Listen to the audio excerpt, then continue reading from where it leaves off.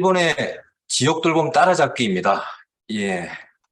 주로 노량진에서 많이 쓰는 표현 같아요. 뭐 따라잡기. 예, 다들 뭐 식사하시고 나서 제가 좀 농담 좀 하겠습니다. 졸리지 않도록요. 근데 사실 이거 보면 이런 생각이 들었어요. 이제 따라잡아야 되나? 예, 따라잡을 수 있을까? 오히려 피해야 될 것들은 없을까?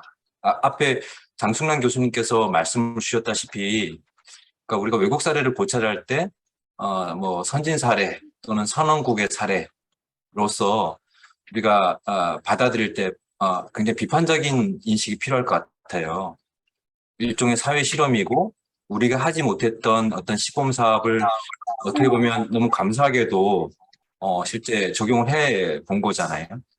특히나 일본이라고 하는 나라는 우리와 또 역사적으로 또 문화적으로 유사하면서도 또 다른 부분들도 많이 있는 나라라 그런 면에서 굉장히 뭐라 할까요? 비교해보고 뭐 시사점들을 도출해보기가 참 용이한 그런 국가 중에 하나입니다. 그래서 오늘 뭐 주제는 크게 한 세 가지 덩어리일 것 같아요. 일본이라고 하는 나라, 그리고 지역이라고 하는 것, 돌봄이라고 하는 것. 또 이것을 연결해 보면 일본의 지역 돌봄이 되겠죠. 그래서 이걸 차례로 말씀을 좀 드리도록 하겠습니다. 뭐 앞에 소개해 주셨습니다만 저는 학생들하고 이렇게 놀고 있고요. 예, 노인복지 국제학술교류단. 그래서 원래는 매년 학생들하고 일본 노인복지 현장을 방문합니다. 지금 코로나 때문에 지금 방문을 못하는 상황이고요. 그리고 교련을 맺고 있는 학교도 있어요. 여기는 이제 현립대학인데 개호복지학과입니다. 그래서 제가 여기 있죠. 여기 이제 일본인 학생들이고 우리 학생들이 있고, 그래서 한국에 와서 치매 서포터 제도 발표하기도 하고 우리 학생들이 일본에 가서 또 발표합니다. 물론 이제 통역은 해야 되겠죠. 예. 그런가 하면 사진을 꼭 이렇게 찍어서 보내더라고요. 사진 좀 보내라고 했더니. 근데 어쨌든 어쨌든 예. 일본에 있는 800명 이상 되는 대규모 동경에 있는 법인이에요. 우리 학교로 신입 직원들이 이렇게 연수로 오시기도 하고요.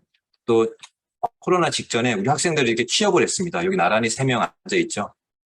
그래서 데이케어 센터, 우리 따지면 주야간 보호센터, 데이 서비스군요. 예, 하고 뭐 기타 시설에 직접 배치가 돼서 일을 하고 지금 현재는 돌아왔습니다. 그래서 이런 교류 활동들을 끊임없이 하고 있습니다.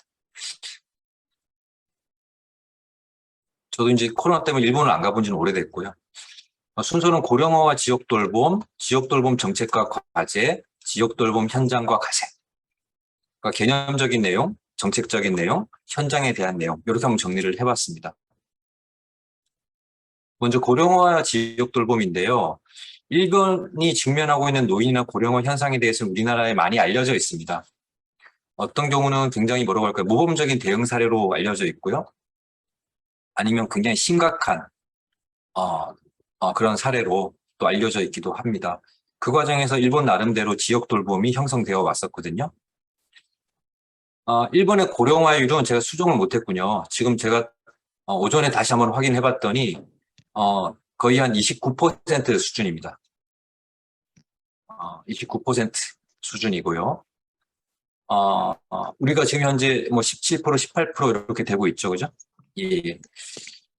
일본에서 이 고령화라고 하면 여러분 문헌을 한번 찾아보시면 일본 문헌 많이 찾아보신 분들 많이 있으실 텐데 단가이 세대라는 말을 해요. 단괴. 그러니까 뭐냐면 이렇게 피부에 혹이 툭 튀어나오는 거예요. 단괴. 혹. 그래서 뭐 출생률을 이렇게 그래프를 쭉 그려보면 이 시기가 볼록한 거예요. 많이 튀어나온 거죠. 뭐가 볼록 튀어나왔다.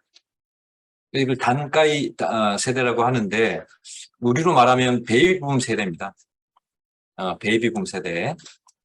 그래서 65세 이르기 시작한 2012년부터 급속히 증가한다. 그래서 이 단가의 세대가 모두 75세 이상이 되는 그 시점을 2025년이라고 봐요. 그래서 이 일본에서는 2025년의 문제라는 단어를 많이 씁니다. 그게 바로 이 이야기예요. 단가의 세대가 베이비 부모가 후기 고령 인구인 75세 이상이 되는 시점. 왜냐하면 후기 고령 인구에서 돌봄 필요도가 높거든요. 65세보다는. 근데 최근에는 2040년의 문제라는 말을 또 합니다. 이게 뭘까요?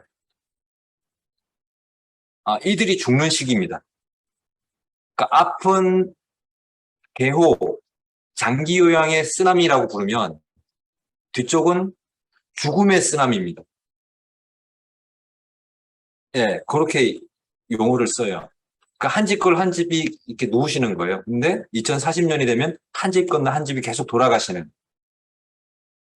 그래서 2025년의 문제, 2040년의 문제, 이 단어를 씁니다. 이거 같이 연결되어 있고요. 우리 감기 걸리면 콧물 나고 기침 나는 것처럼 고령화 심각해지면 고독사, 노노개호, 고령자 학대, 뭐 이런 일들이 벌어지는 거죠. 이 문제를 어떻게 해결할 수 있을까? 간단한 방법을 제시하신 분이 계세요. 일본에서요. 65세로 하지 말고 75세 이상으로 하자, 노인을. 그럼 비율이 확 떨어지겠죠.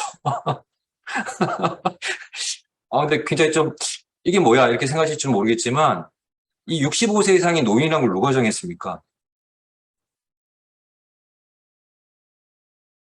이거 아무도 문제 제기한 적 없으시죠? 저희 학생은 대한노인회에서 정했다고 하는 친구가 있더라고요. 근데 그건 아니고요. 아니고, 그러니까 제가 알기로는 1960년대 유엔에서 전쟁 이후에 국제 인구 통계를 만들 때 노인의 어떤 연령 기준을 설정하는 작업이 있었다고 해요. 제가 알기로는. 근데 그것이 근거가 됐던 게 1890년도에 비스마르크 독일의 어떤 연금제도 이런 것들을 가져다가 1960년도에 맞게 노인의 신체 정신적 사회적 상태면 이 정도면 되겠지. 그러니까 이 65세라고 하는 연령 기준을 지금 우리가 무려 몇 년을 써오는 겁니까? 60년 이상 써오는 건가요? 그러니까 지금 그때 어르신의 신체 정신 사회적 상태랑 지금의 상태가 같다. 어떻게 생각하세요?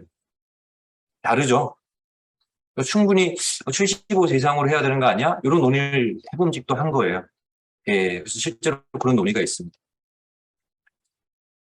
일본의 어떤 그래프를 보면 이렇게 이제 표시를 해볼 수가 있고요. 제가 여기 써놨을 텐데, 예, 최근 자료입니다. 예, 오늘 아침에 본 28.9%. 그래서 전체 일본인이다. 그러면 전체 10명 중에 3, 4명 중에 1명이 노인. 10명이 모이면 3명이 노인. 이렇게 할 수가 있겠죠. 이 그래프는 굉장히 유명한 그래프입니다. 일본에 정말 유명한 연구소가 있죠. 국립사회보장인구문제연구소입니다. 예, 여기는 이제 동경에 있는데 저도 한번 뭐 발표 겸 토론 겸 가본 적이 있는데요. 그 메인 홈페이지에 보면 이 그래프가 떠 있습니다. 아직도 떠 있을까? 지금도 있더라고요. 한번 보십시오. 감상해 보세요. 인구 피라미드 구조가 점점 역피라미드 구조로 가면서 이렇게 좁아지고 있는 모습들이 있죠. 예, 그러니까 과거에 비해서, 예, 점점 2005년, 10년, 2025년 가면서 굉장히 극단적입니다. 그죠? 이런 것들은 이제 문제의식을 느끼고 있고요. 그래서 앞에 그러니까 고령화 문제가 심각해지면 이제 나타나는 문제점들을 뭐 어떤 분은 이렇게 5가지로 정리를 합니다. 그래서 개호 난민이란 단어를 써요. 시설이 부족해져요. 들어가셔야 되는데. 또는 노노개호, 노인이 노인을 돌보고 인인개호 들어보셨어요? 그러니까 그 치매가 걸린 어머니가 치매 걸린 아들을 돌봐야 되는 거예요. 인지증이라고 부릅니다. 치매는 바보스럽다는 뜻이래요. 그래서 건망증, 인지증. 그래서 1번 문헌을 보시면 치매는 인지증이라고 표기가 돼 있어요. 치매라는 단어 쓰지 않는다고. 그러니까 가치 중립적인 단어다라고 보는 거죠. 인지증.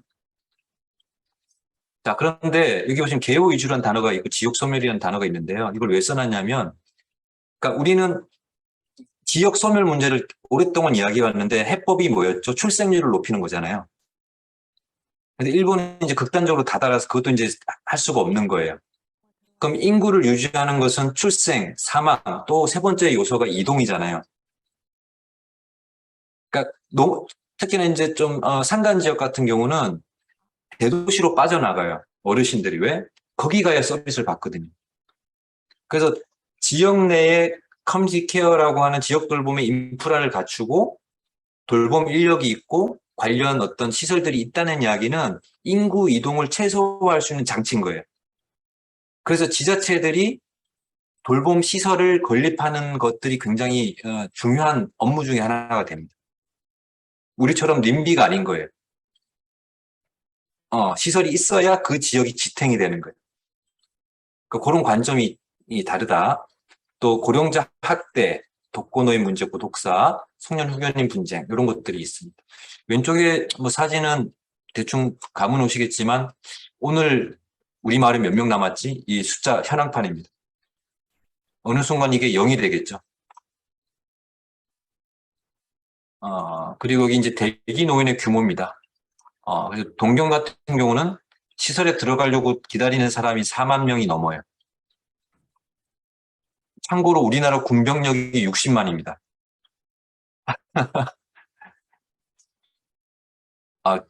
잘 이해가 안 되실 수도 있겠군요. 자, 넘어가겠습니다. 자, 요거는 이제, 어, 실제로 이제 이런 사항들이 이제 우리나라에 소개된 것이죠. 그러니까 지자체 요양원 대기 노인이 52만 명. 아까 60만 우리 군병력과 맞먹습니다. 하남시가 인구가 60만이 좀 넘거든요. 예. 자, 보시면 한번 보세요. 그러니까 제가 뭐 일본에 어떤 서비스 합니다. 제도가 뭐예요? 이렇게 끝낼 수도 있어요. 하지만 근데 이면을 봐야 되잖아요. 현상들을. 예.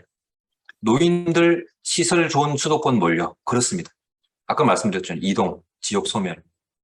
장례식을 해야 되는데 장례식장이 너무 붐벼서 일주일 이상을 기다려야 돼요. 장례식을 할 수가 없어요. 하루에 한 번씩 구청 담당 공무원에게 전화를 합니다. 왜 구청 담당 공무원에게 전화를 할까요? 우리는 건강보험공단에 전화해야 될 텐데. 그런 의미는 좀 드시죠. 지자체는, 이제 일본은 지자체가 보험자입니다. 예, 지자체가 보험자다. 그리고 300명 이상 1년 가까이 대기하고 있다. 이런 일이 벌어지니까 집에서 혼자 죽을까봐 두렵다. 고독사 문제. 우리하고 좀 달라. 그래서 일본은 호스피스를 이야기해요. 호스피스. 집에서의 호스피스. 자, 대기노인 드디어 나왔군요. 대기노인 문제. 유행어입니다. 어르신들끼리. 너도 대기하냐? 뭐 이런 걸. 아동보다 많습니다. 23배. 특별양호 노인홈이 있는데요. 이것은 우리나라의 노인 요양원에 해당합니다. 이걸 다른 말로 일본에서는 노인 보건시설이라고도 불러요. 노인 복지시설이라고도 불러요. 일단 들어가면 나오지 않습니다. 그러니까 뭐라고 해야 될까요? 이사 가시는 거예요. 우리는 시설에 입소하신 분을 어떻게든 재가로 돌려보내려고 노력하시잖아요. 근데 일본에서는 노인요양시설은 사시는 곳이요. 생활하시는 곳. 재택에 가깝다 보시면 될 것 같아요. 재택. 병원하고는 좀 다른 개념. 우리는 병원하고 시설을 같은 곳처럼 보시잖아요. 그죠? 재택 복귀를 논의할 때. 네, 그런 개념적인 차이가 있습니다. 수도권에 복지시설 선호하고 60대도 지금 현재 살고 있는 분도 지방으로 갈 생각 없대요. 노인이 우리 대도시에 많습니까? 지방에 많습니까? 농어촌에 많습니까? 이러면 어떻게 생각하세요? 노인이 농촌에 많나요? 도시에 많나요? 노인은 도시에 많습니다. 농촌의 비율이 높을 뿐이죠. 돌봄 커뮤니티 케어 사업은 도시형입니다. 우리가 농촌형 이야기해 본 적 거의 없잖아요. 그죠? 예, 예. 예. 노인은 대도시에 있습니다. 그리고 농촌에 갈 생각도 없어요. 그리고 농촌에 있는 분도 서비스 받으려고 도시로 몰리고 있다고요. 어,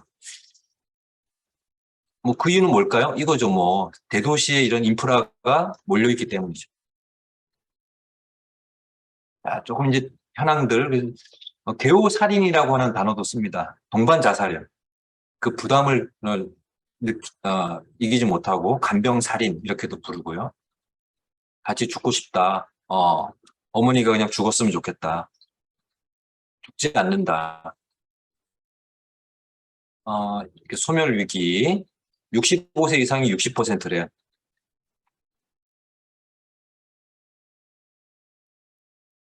그래서 일본의 지역 돌봄 서비스 중에 또 중요한 것 중에 하나가 그 상점이 돌아다녀요, 상점이.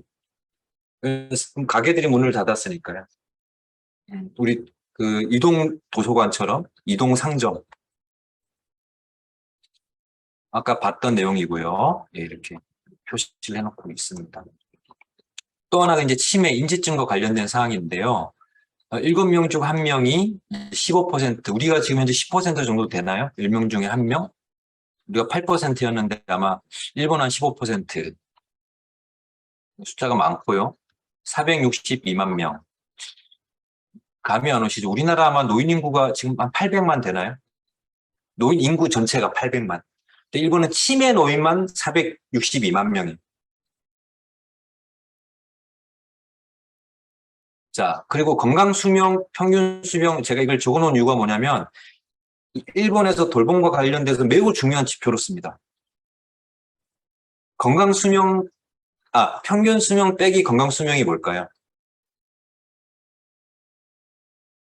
이 표죠, 이 표. 이 격차가 뭘까요? 누워있는 기간이에요. 돌봄이 필요한 기간이에요. 근데 이 기간이 점점 줄어들까요? 늘어나고 있을까요? 그러니까, 평균 수명만큼 건강 수명이 따라줄까요? 아닌 것 같아요. 아까 죽고 싶어도 죽질 않아 말처럼 계속 살려놓는 거예요. 근데 그만큼 건강 수명에 따라잡질 못해요. 그래서 누워있는 기간이 예전에는 2년, 3년 앓다가 돌아가셨는데 지금은 그게 10년이 될지 몇 년이 될지 모르는 상태인 거죠. 같은 한 명이라도 기간이 길어진다. 그래서 이걸 굉장히 중요한 지표로 보고 있다는 거. 정책적으로. 자, 다음으로 이제 지역이란 말을 좀 해보고 싶습니다. 사실 우리 돌봄 이야기 많이 했어요. 그죠? 어떻게 돌보지? 근데 항상 우리가 커뮤니티잖아요. 지역이잖아요. 그 고민은 많이 안 해본 것 같아요. 우리 정영선 교수님 책에 보면 이렇게 적혀 있습니다. 우리 그 니키류 교수님의 책을 번역한 것인데요.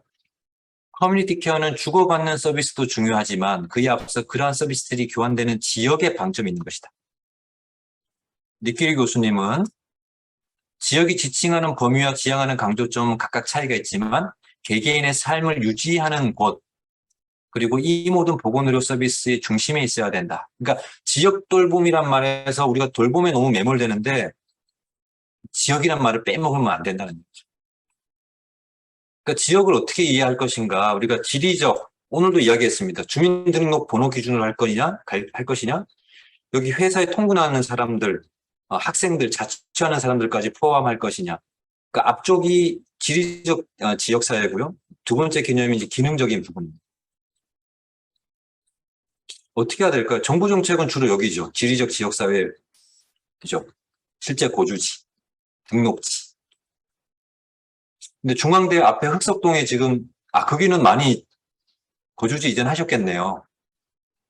그죠? 근데 안 한 것도 많이 계시죠. 그리고 뭐 가상공동체란 개념도 있고요. 너무 이론적인 이야기인 것 같지만 제가 이 이야기를 왜 하는지 한번 잘 뒤쪽에 보십시오. 지역은 뭘까요? 땅이 있어야 돼요. 역사와 문화가 있어야 돼요. 그리고 거기 위에 살고 있는 사람들 간의 유대감, 관계성이 형성되어 있어야 돼요. 그래야 지역이라는 거예요. 그리고 이것을 구조적인 측면에서 보면 단위, 유니트, 그리고 시스템이 연합되어 있는, 연결되어 있는 구조라는 거예요. 단위가 있고 연결되어 있어. 이거 시스템 체계로. 이것이 지역이다. 자, 이것들이 실제로 어떻게 일본에서 적용되는지 좀 보겠습니다. 이거는 이제 가장 일본의 지역하면 떠오르는 게 마츠리예요. 축제. 굉장히 신나 보이죠, 그죠? 제가, 이 김도원 지사님도 와 계신 것 같은데, 제가 나고야에서 공부를 했거든요. 근데 나고야 축제가 나고야 3영웅 축제입니다. 이 3명의 영웅이, 도쿠가와 이에야스, 그리고, 누굽니까? 기억이 안 나네요. 그리고 한 명이 바로 우리가 영웅이라고 생각하지 않는 왼쪽 하단에 있는 도요토미 히데요시입니다. 예, 오다 노부나가. 이 3명이 태어난 곳이에요, 나고야. 일본의 삼영웅. 그래서 이게 축제예요, 나고야에. 예. 별로 기분 안 좋으시죠? 어쨌든, 그러니까 이런 것들이 있어요. 문화. 그 지역마다의 어떤 문화, 공동체 신뢰감, 역사, 인식들, 이런 것들이 있어요. 난 나고야 출신이야. 뭐 이런 거예요. 예를 들면. 여러분들은 어디 출신이시죠? 하여튼, 예. 그런 것들이 있다는 것이죠.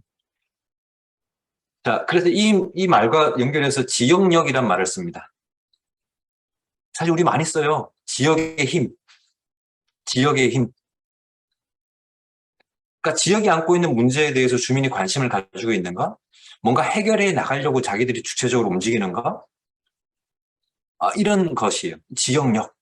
그래서 이것을 하기 위해서 자치회나 또 뒤에 보겠습니다만 사회복지협의회, 공민관, 우리 뭐 마을회관 생각하시면 돼요. 민생위원 이것도 많이 나옵니다. 여러분 혹시 1번 문헌 보시면 그러니까 민간인 중에 자격을 줬어요. 그러니까 빈곤 사람들 이렇게 찾아낼 수 있도록. 우리로 따지면 뭐 지역사회 보장 협의체 안에 읍면동 뭐 마을 복지 담당자 뭐 이런 거겠죠. 예를 들면 민간 중에 이장님들, 네, 이장님들, 예, 노인회 뭐 이런 것들, 이런 것들이 이제 지역력을 끌어올리는 어떤 유서로 단위들로 활동할 수 있도록. 자, 그럼 실제로 이런 개념들이 제도적으로 현장에서 어떻게 정리되고 있을까요? 동경도 사례를 보면 동경 모델입니다. 이걸 세 가지로 쪼갰어요. 지역은 세 개야. 첫째는 소지역권이 있어요. 주민들이 우리 마을이야 라고 느끼는 곳이죠. 중본역은 보통 중학교 교구라고 하는데 중학교가 있으면 그 주변입니다. 그러니까 그게 1만 명에서 2만 명. 그리고 가장 큰 것이 이제 구 시종촌 권역이에요. 우리 따지면 시군구, 뭐 용산구, 뭐 어디가 있을까요? 예, 무슨 뭐 마포구, 논산시 뭐 이런 거죠. 이렇게 다층화되어 있다. 그래서 이렇게 보시면 소규모, 중권역, 시정촌, 권역 이렇게 써 있죠. 요 생각이 있어요. 그리고 또 하나가 꼭 일본의 뭐 관련 문헌을 보실 때 참고하셔야 될 것은 사회보험제도라고 하는 측면이 지역과 매우 밀접합니다. 왜냐하면 일본은 지역이 보험자거든요. 물론 건강보험은 기업체, 그러니까 조합간장, 그러니까 우리 무슨 자동차, 무슨 기업 단위로 일종의 직장 조합입니다. 지역 조합이 이제 국민건강보험이죠. 이게 헷갈리시면 안 돼. 우리나라는 전체를 다 국민건강보험이라고 하잖아요. 그죠? 일본에는 의료보험이라고 해요. 의료보험. 그러니까 헷갈렸어요. 이걸 잘못 해석하시면 일본 제도가 다 이런 줄 알아요. 그러니까 의료보험 제도 안에 다보험자 방식이 있는데 크게 뭐 다양하게 나눌 수 있지만 직장과 지역이 있다. 직장은 국민자가 없어요. 건강보험. 지역은 국민건강보험. 우리나라 국민건강보험하고 1대1이 아니에요. 예, 예. 그걸 헷갈리시면 안 되고요. 그리고 이제 그것을 중앙에서 이제 어떤 연합체로 가지고 있는 것이 건강보험조합연합회. 이걸 우리가 줄여서 건보련이라고 부릅니다. 그리고 우리의 심평원과 유사한 기능을 하는 것이 사회보험 진료보수 지불기금이라고 하는 지불기금. 우리의 심평원과 유사해요. 하지만 이들은 지역을 심사하지 않아요. 왜냐하면 별도의 제도가 있거든요. 그래서 보험자는 시정촌, 그리고 이 시정촌이 모여서 도도부연, 그러니까 우리가 광역, 시도죠, 시도. 서울시, 시정촌은 용산구, 예를 들면. 그래서 도도부연 단위의 국민건강보험단체 연합회, 국보련이 있습니다. 줄여서 국보련이라고 하고요. 전국에 중앙회가 있어요. 이렇게 이원화된 체계로 조직이 구성이 되어 있고, 주로 우리가 돌봄을 이야기하는 것은 A일까요, B일까요? 지역이니까 B겠죠. 좀 정리가 되시나요? 예.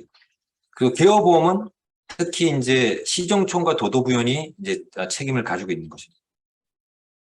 지역이니까. 지역에서 주로 이루어지니까. 이렇게 정리를 해볼 수가 있습니다. 그런데 지금 이 보험자 수가 너무 많다 보니까 일본에서 이걸 좀 줄이려고 해요. 시정촌끼리 합병합니다. 그래서 광역연합을 만들 수 있어요. 예를 들면 천안 옆에, 부천 옆에 뭐가 있나요? 화성이 있나요? 수원이 있나요? 모르겠어요. 하여튼 예를 들어서 천안 옆에 아산이 있다. 그러면 둘이서 같이 합쳐요. 그래서 광역연합을 하는 거예요. 보험자를. 그렇게 할 수도 있겠죠. 그죠? 예, 그런 움직임들이 있습니다. 이거 좀 정리가 되셨나요? 예, 예. 자, 그래서 이제 들어갑니다. 다 들어보셨죠? 지역 포괄 케어. 지역 포괄 케어 시스템. 자, 이들에게 지역은 일상생활 권역이라고 부릅니다. 이것이 중학교 구역하고 유사해요. 인구 약 1, 2만 명. 연결이 되시죠? 아까.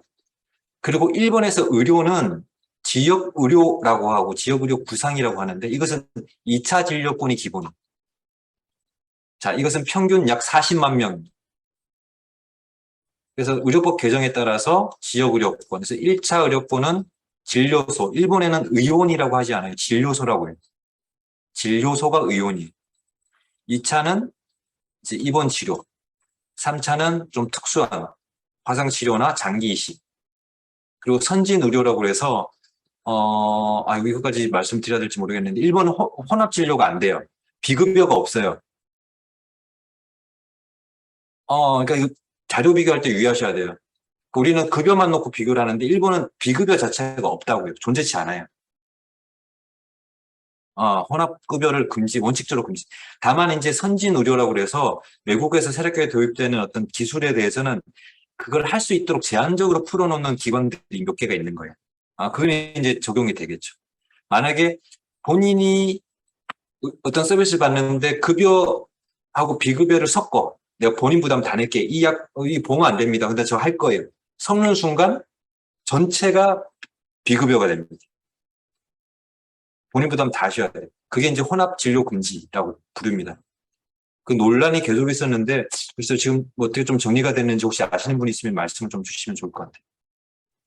자, 그래서 결론은 케어의 지역과 의료의 지역은 다릅니다. 범위가 달라요. 크기가 달라요. 자, 한번 보십시오. 자, 일본어로 되어 있는데 다 읽으실 수 있잖아요. 그죠? 그래서 왼쪽은 예, 지역 포괄 케어 시스템의 이미지인데 개호를 중심으로 생활 지원과 어떤 주거 그리고 생활 그리고 의료 예방 이런 것들을 이제 주로 담고 있고요. 이게 지금 동경도입니다. 동경도. 일본의 동경도. 실제 우리가 동경이라고 부르는 데는 여기죠. 근데 이 동경도를 보시면 지금 몇 개입니까? 지역 의료 구상 구역 이렇게 놨는데 이렇게 묶어 놓는 거예요.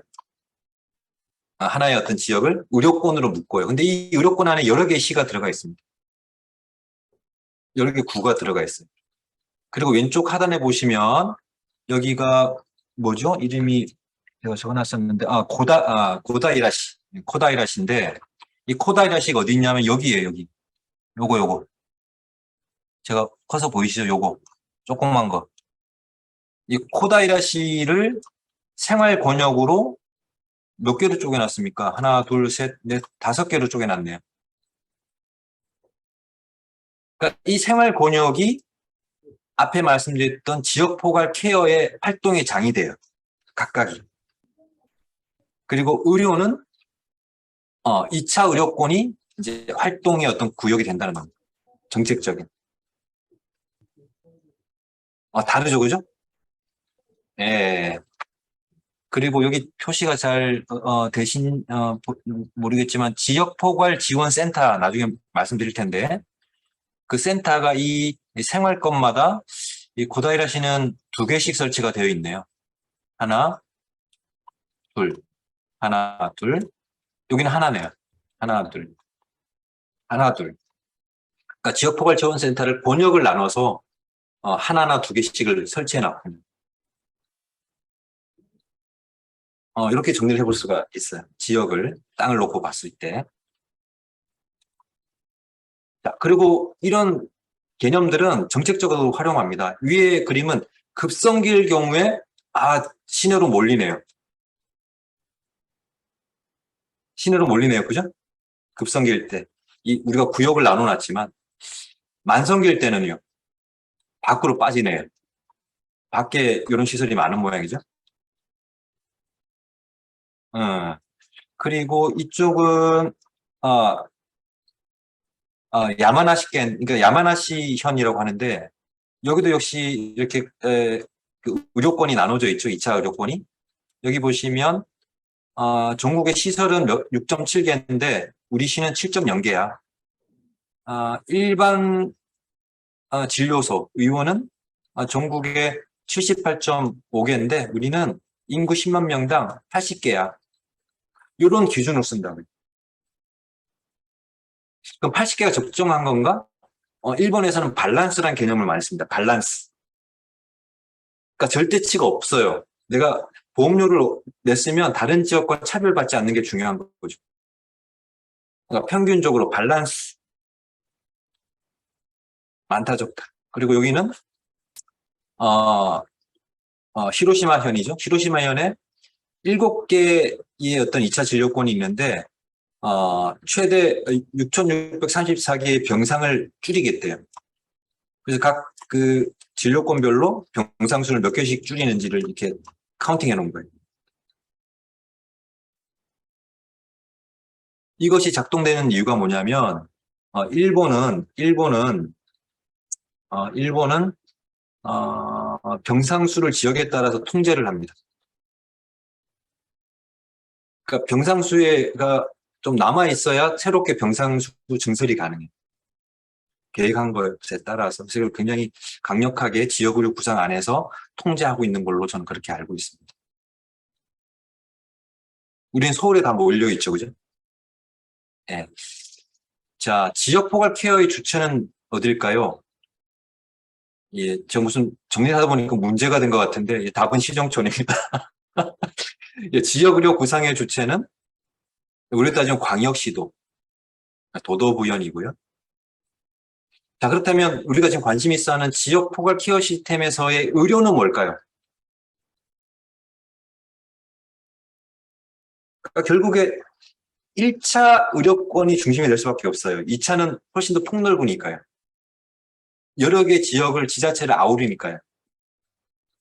그래서 주로 참여하는 것이 진료소와 재택의료입니다. 1차 의료기관. 그러니까 지역 포괄 케어에서 말하는 것은 주로 의원급하고 재택의료. 재택의료도 의원급이죠. 뭐. 예. 병원까지는 잘 가지 않는다. 그런데 최근에 뭐 제도 개선을 통해서 제가 듣기로 200병상 미만은 지역 포괄 케어에 참여하도록 그렇게 조금 뭔가 움직임이 있는 것 같아요. 어쨌든 기본은 의원, 1차 의료. 또 하나는 지역 포괄 케어는 시스템입니까? 네트워크입니까? 우리가 망을 깔 때 가장 기본적인 결정이에요. 우리가 회사에서 전화를 받고 거는 것들을 통제할 때 시스템 방식이 일종의 교환원을 두는 거예요. 이 교환원을 거쳐야만 각 직원들한테 연결이 되는 거죠. 영업 담당이요? 예, 뭐 기획 담당이요? 이렇게. 네트워크는 뭘까요? 그런 거 없이 그냥 다이렉트로 연결되는 거. 잘 이해가 안 되시나요? 예. 그래서 이게 이제 가장 기본적인 시스템의 개념이 하나의 특수한 전체 단위예요. 얘네들이. 근데 그 안에 세부 유니트가 존재하죠. 수직적 상하관계가 존재합니다.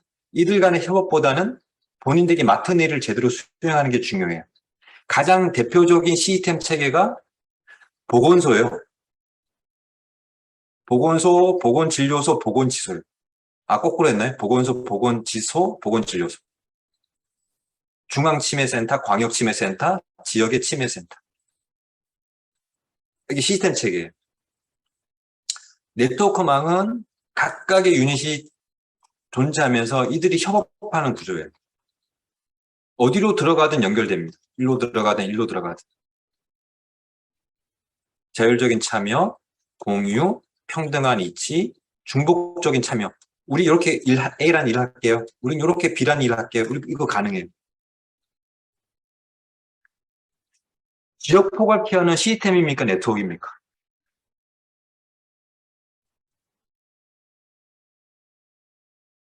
지역 의료 구상은 네트워크일까요? 시스템일까요?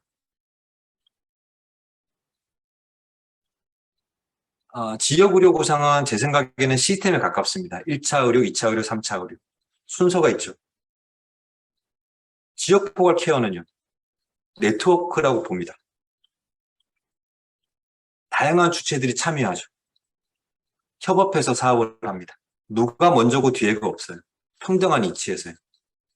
자, 그래서 앞에서 우리가 살폈던 워렌의 욕구 충족을 위한 사회 기능을 수행하는 사회적인 단위와 체계의 연합이란 말을 우리가 그냥 듣고 지나갈 수 없는 이유예요.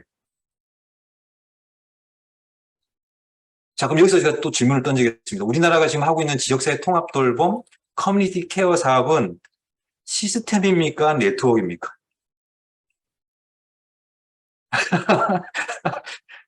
뭘 만들려고 하는 거죠? 원 스탑이라면서요. 단일 창구라면서요. 근데 연계 협업을 하라면서요. 동등한 지위인가요? 책임을 나눠 가지나요? 네트워크를 만들려고 하면서 끊임없이 시스템화 하지 않나요? 혼란스러운 거예요.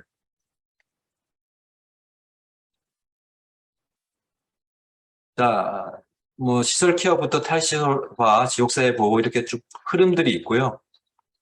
그리고 이제 AIP라는 개념을 많이 씁니다. 교수님 너무 잘 아시겠지만 뭐 인생을 마칠 때까지 생활하기죠. 근데 주의할 것은 집만이 아닙니다. 시설도 괜찮아요. 시설도 자유롭게 거주하고 최대한 가정과 같은 환경에서 살면 시설도 AIP를 달성하는 공간이에요. 이 오해 없으셨으면 좋겠어요. 그러니까 이 우리나라하고 가장 큰 차이점 중에 하나예요. 시설은 AIP가 아니야. 아니에요. 시설이지만 집처럼 본인 물건 쓰실 수 있고 본인이 입고 싶은 옷 입고 있으면 집이라고. 그래서 아까 제가 말씀드렸잖아요. 생활. 죽을 때까지 사셔야 된다. 자, 돌봄에 대한 이야기인데요. 일본에서는 초기에 장기 요양으로 우리처럼 똑같이 사용했다고 해요. 하다가 이제 개호라는 말을 새롭게 만든 단어입니다. 이 단어 만드는 거 좋아해요. 인지증, 뭐 개호, 뭐 어떤 분이 한국에 이렇게 소개하시더라고요. 케어를 음차한 것이다. 케어, 개호 비슷하잖아요. 현혹되지 마십시오. 일본에서는 개호를 카이고라고 발음해요. 카이고. 케어는 케아. 네. 개호는 개조와 원호의 합성어입니다. 개조하다, 원호하다. 개호. 우리가 파리바게트를 빠바라고 하듯이. 아시겠죠? 예, 그래서 노인이라고 하는 것은 늙어간다는 과정이에요. 그래서 신체, 정신, 사회적 기능 약화, 개인적 측면에서 자립력이 떨어지고 환경과의 관계에서의 적응력이 떨어집니다. 개인과 환경, PIE, 에이징, 진행형, 변화, 다면적인 신체, 정신, 사회, 듀얼 포커스, 환경과 개인을 같이 봐야 된다. 또 장기요양은 이런 제한이 있어서 의존하고 장기간 가고 따라서 보건의료 서비스나 기타 서비스가 필요하다. 이렇게 우리가 개념적으로 정리가 되어 있어요. 제가 무슨 일반적인 강의하는 게 아닌데 왜 이런 말씀 드리는지 좀 이해하실 수도 있어요. 근데 이것이 정책이 어떻게 연결되는지를 보자는 거예요. 또 키테이라고 하는 분은 1차적 돌봄 관계, 그러니까 돌봄을 주는 사람, 받는 사람 간의 관계가 있고 또 이것이 그 개인뿐만 아니라 지역사회까지 연결된다. 지역의 어떤 신뢰감, 안심을 준다. 돌봄 받는 사람뿐만 아니라 가족에게, 지역에게 연결되는 어떤 영향력, 파급력이 크다. 자, 그러니까 이 생각을 가지고 1번의 개호본법을 보겠습니다. 자, 제1조, 제가 한번 읽어볼게요. 제1조, 이 법은 가령에 따라 생기는, 가령이란 게 뭐냐면, 나이가 들어간다는 뜻이요. 나이가 들어간다. 노화, 에이징이에요, 에이징. 나이가 추가된다. 심신의 변화입니다, 변화. 에 의해서 질병 등에 의한 요괴호 상태가 되어서 입욕, 배설, 식사 등의 개호, 기능훈련, 지금 물리치료라고 지금 찍혀 있습니다. 제가 보니까요. 기능훈련, 간호가 또 있네요. 간호, 요양, 상해 관리와 뒤에 뭐가 있습니까? 의료를 요하는 자등에게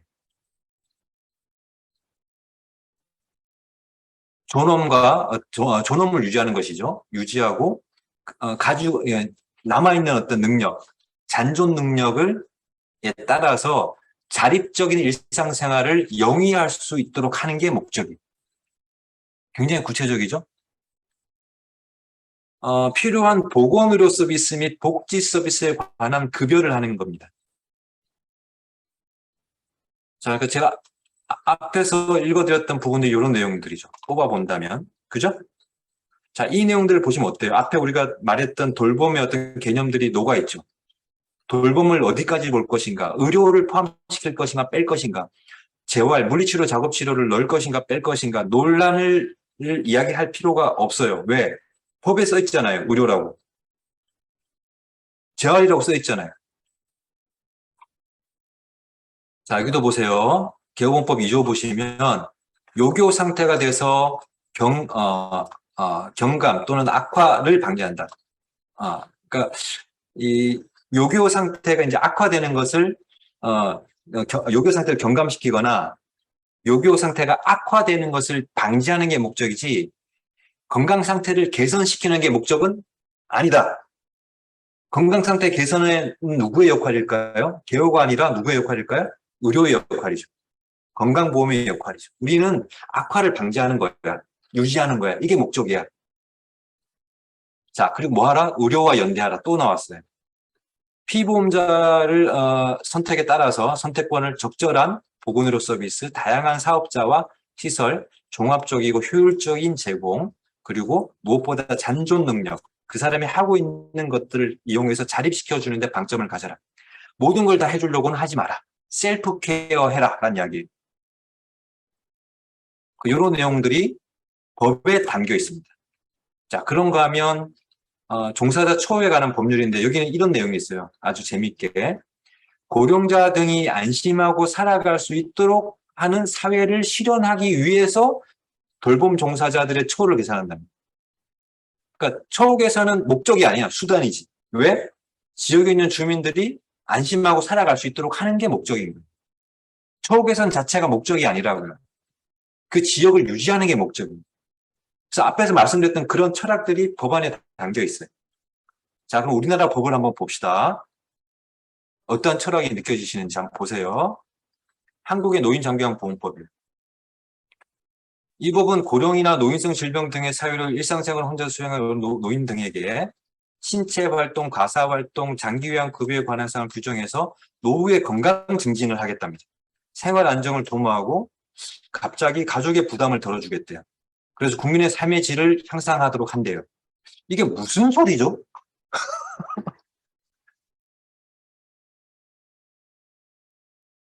그러니까 제 말은 이게 장기요양으로서의 어떤 그런 개념적 특성이라든지 돌봄에 우리가 정리했던 개념이라든지 철학이라든지 이걸 발견하실 수 있나요?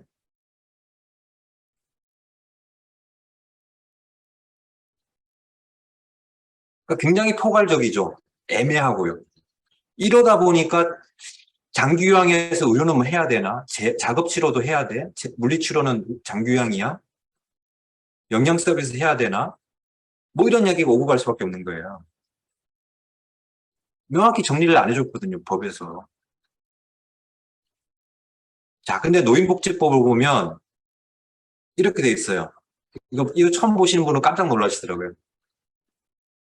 노인의 질환을 사전 예방 또는 조기 발견하고 질환 상태에 따른 적절한 치료와 요양, 보건복지 증진에 기여한다. 이렇게 돼 있어요. 노인복지는 의료가 들어가 있습니다. 노인복지법에는 치료라는 단어도 들어가 있습니다. 사실은 노인보건의료복지법입니다. 이런 법 규정에 따라서 우리가 사실 할 수 있는 정책이라든 실천이 달라지거든요. 이 부분은 한번 우리가 고민을 해볼 필요가 있다고 생각이 들고요. 그렇다면 우리에게 지역은 뭘까요? 우리가 하려고 하는 커뮤니티 케어에 있어서의 어떤 지역의 범위는 뭐죠? 만들려고 하는 것이 시스템입니까? 네트워크입니까? 우리가 하려고 하는 돌봄 사업의 어떤 참여 주체나 제공하려고 하는 서비스의 어떤 범위는 어디까지죠? 커뮤니티 케어를 어떻게 해야 합니까? 어떻게 우리가 할 수가 있을까요? 이 질문에 대해서 명확한 답을 말씀드리기가 참 어려운 상황입니다. 근데 이 부분들이 우리가 몇 년 동안의 어떤 선도 사업을 통해서 좀 정리가 될 필요가 있지 않은가. 최근에 FJ를 했더니 뭐 나름대로 어떤 경험들을 이렇게 누적하고 있고 나름대로 지역마다의 어떤 그런 개념들을 이제 형성해 가고 있는 과정이신 것 같아요. 제가 광주 서구, 부천, 안산, 또 어디입니까? 화성 지금 계속 지금 몇 주째 돌고 있어요. 말씀을 나누다 보니까 지역마다 조금씩 다르게 인식하고 계시구나. 근데 그건 바람직하다. 예, 지역 돌봄과 정책과 과제를 보겠습니다. 일본의 사회보장 체계 정책을 말씀하실 때 크게 두 가지를 일단은 보시면 좋을 것 같아요. 지역 포괄 케어 시스템하고 지역 의료 구상입니다. 아까 제가 말씀드렸어요. 시정촌 중심, 광역 중심, 도도부연 중심, 생활권, 2차 의료권. 이걸 뒷받침해 주는 게 이제 지역 공생 사회라고 하는 개념이 있고요. 지역력 드디어 나왔군요. 지역력 강화 검토해 보고 그리고 이것을 사실은 경제 산업적인 영역까지 포괄해서 일본에서 2016년에 아베가 발표한 것이 지금 돌아가셨죠? 아베가 발표한 것이 일본 1억 총활약 플랜이 있어요. 그러니까 인구가 감소되지만 이 1억 명이 총활약하자. 여기 이제 커뮤니티 케어와 관련된 내용이 담겨 있죠.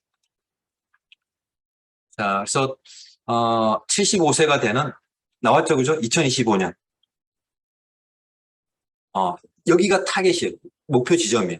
이때까지 사회보장 시스템 개혁을 진행하자. 근데 최근에 40년으로 조정 움직임이 있는데 과거의 유행어가 개호 난민이었어요. 갈 데가 없어서 개호 난민. 요새 또 유행어가 다사사회예요. 죽음의 난민. 죽을 곳이 없어요. 죽어도 묻힐 곳이 없어요. 장례식 할 곳이 없어요. 뭐 슬로건처럼 내세운 것이 전 세대형의 사회보장 제도, 특정한 어떤 계층이 아니라 그리고 앞으로의 세대에게 이것을 물려주자. 지속 가능성이죠. 그래서 세 가지를 꼽았는데 아동, 의료 개호, 연금 요 세 가지입니다. 그중에 이제 의료 개호가 이제 우리가 관심이 있어 하는 거죠. 그래서 의료 개호 분야는 병원 완결형에서 지역 전체가 치유하고 지탱하는 지역 완결형으로 전환하자. 그러니까 지역에서 이걸 해결하자는 거예요. 지역에서. 그럼 어떻게 해야 될까요? 지역의 병상수, 재택의료, 그리고 개호의 어떤 충실 네트워크. 이걸 이제 강조하죠. 케어 시스템. 그래서 구체적으로는 병상의 역할 분화와 연계, 재택의료 추진, 그리고 지역 포괄 케어 시스템 구축과 추진 이렇게 되어 있습니다. 첫 번째 병상을 보시면 지금 현재 이런 모습인 거예요. 그러니까 만성기부터 고도급성기까지 쭉 나열을 했을 때 이 병상수를 이렇게 그림을 그려보면 이런 그림인 거예요. 고도급성기가 많죠? 앞으로는 그렇게 많을 것 같지 않다. 어르신이 많아지니까 오히려 만성기 쪽을 좀 늘리자. 이게 이제 우측에 있는 그림이 2025년까지. 그래서 어떤 분은 이것을 와인잔형, 칵테일잔형. 이게 뭐가 뜻인가요? 제가 정확히 그때 들었는지 모르겠는데 요구르트병형 이렇게 부르시더라고요. 그렇게 보이세요? 그러니까 이렇게 이제 병상의 어떤 양적인 구성을 기능적인 구성을 바꾸자. 그리고 재택의료는 지금 전문가께서 들어와 계셔서 제가 김창호 교수님 들어와 계신데요. 이제 일본은 진료소 재택의료를 하고요. 이런 익히 예상하다시피 이제 집을 방문해서 의료 행위를 하는 겁니다. 근데 헷갈리시면 안 되는 게 재택의료에서 하는 게 여기 있나요? 이게 방문 진료와 왕진이 있어요. 재택의료센터에서 방문 진료와 왕진을 같이 합니다. 둘의 차이점은 뭘까요? 왕진은 필요할 때 그냥 나가는 거예요. 왕진 좀 와주세요. 방문이란 단어가 붙었다는 이야기는 사전에 계획하고 나간다는 이야기입니다. 방문 요양, 방문 간호, 방문 목욕, 방문 진료, 방문 재활. 이 방문자가 왜 붙었냐면 사전에 계획 하에 방문한다는 거예요. 일본에서는 그렇게 용어를 씁니다. 자, 지역포괄 케어 시스템은 이렇게 아주 유명한 그림인데요. 이쪽이 의료고 이쪽이 이제 일상 건강 관리, 돌봄이군요. 돌봄, 장기 요양, 네. 생활 지원도 굉장히 중요하고요. 보시면 포괄적 케어 매니지먼트가 있고요.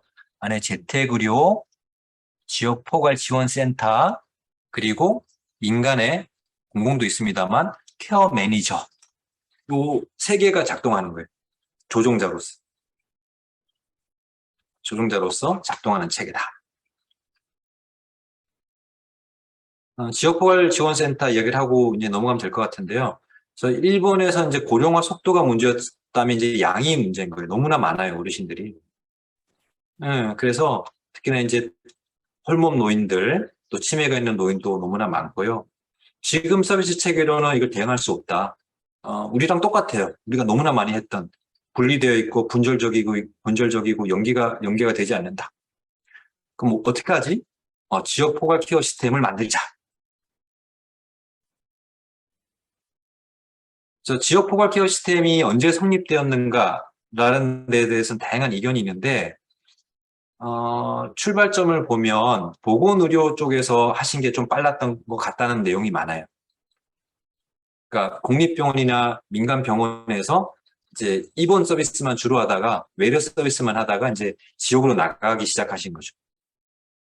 또는 복지 쪽에서 주로 이제 사회복지협의회 줄임말인데 여기서 우리하고 좀 성격이 달라요. 1970년대 움직임이 있었고 90년대에 좀 확산이 됐고 정부에서 후생성에서 2003년에 공식적으로 제기하고 2009년에 정책적 전개가 됐고 2013년에 아마 병원급이 좀 참여하고 이런 움직임들이 있었다. 이 정도로 정리할 것 같아요. 그래서 어디다 두고 말을 하느냐에 따라서 일본의 지역 포괄이 이때 생겼다는 분도 있고 이때 생겼다는 분도 있는 거예요. 그리고 주로 하는 사업들은 이런 5가지 사업이고요. 자, 범위가 뭐라고요? 예, 일상생활 권역입니다. 여기서 말하는 지역은 중학교예요. 중학교 교구. 주요 서비스 대상은 개호와 의료고요. 의료는 어딜까요?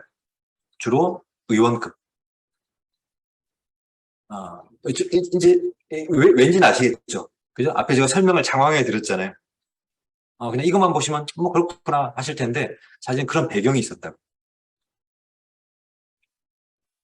자, 그리고 참고입니다만 일본의 사회복지협의회는 굉장히 큰 조직이에요. 전국적으로 있고요. 사회부는 전국에 조직관계 형성돼 있고 하지만 각자 독립적으로 운영을 하고 있고 전국에 천여 개가 있고 여기서 어떤 이해관계 의사소통의 어떤 그런 부분뿐만 아니라 직접 서비스를 담당하세요. 그래서 이런 사업들을 합니다. 시설을 운영해요.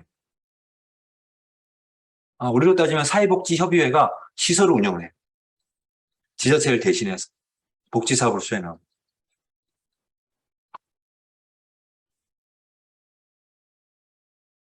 이제 관련 책에 적혀 있는 내용인데 지역 포괄 케어 시스템을 이제 좀 비판적으로 보면 이게 다주적인 네트워크인가? 실제로 도시 지역의 중심에 너무 치우쳐 있는 거 아닌가? 그리고 필요 병상 수가 축소하는 쪽으로 너무 방향을 잡고 있는 거 아닌가? 병원에서 재택 이전 이걸 추진하고 있는 건 사실이다. 하지만 우리가 주의해야 될 것은 이 재택 의료 등에 있는 이 등에 우리로 따지면 노인 요양 시설도 포함되어 있어요. 그러니까 노인 요양 시설은 집이라고요. 받아들이시기 어려우시죠? 그러니까 우리가 병원에서 빼낼 때 집으로 보내려고만 하잖아요. 시설에 보내는 것도 괜찮다고요. 거기 이사 가시고 돌아가실 때까지 생활하시니까요. 자택에서 사망 비율이 증가합니다. 그럼 비용을 억제할 수 있을까요? 이것은 이제 거택 생활의 임계점이라고 부릅니다. 거택 생활의 임계점. 최대한 집에 살도록 하자. 그러니까 시설에서 빼내는 것도 중요하지만 집에서 시설로 가지 않도록 하자. 병원으로 가지 않도록 하자. 요거는 좀 어려운 이야기인데 그 재택의료가 증가하면 입원율, 재입원율이 감소할까요?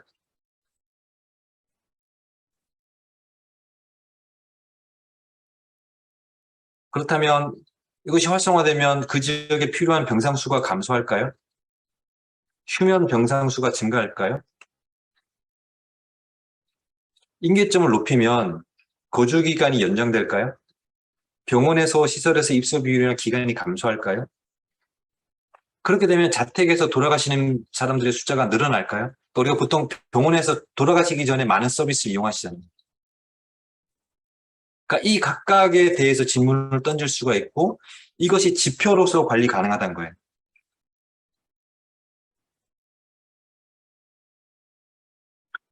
최근에 일본에서 대도시에서 자택 사망률이 높아지고 있답니다. 반가운 소식이죠. 이 정책에서 보면. 그죠? 그러니까 시설에 병원에 가지 않고 집에서 돌아가시니까요. 근데 알고 봤더니 자택 사망률의 많은 부분을 뭐가 차지하고 있을까요? 앞에서 이야기했습니다. 고독사예요.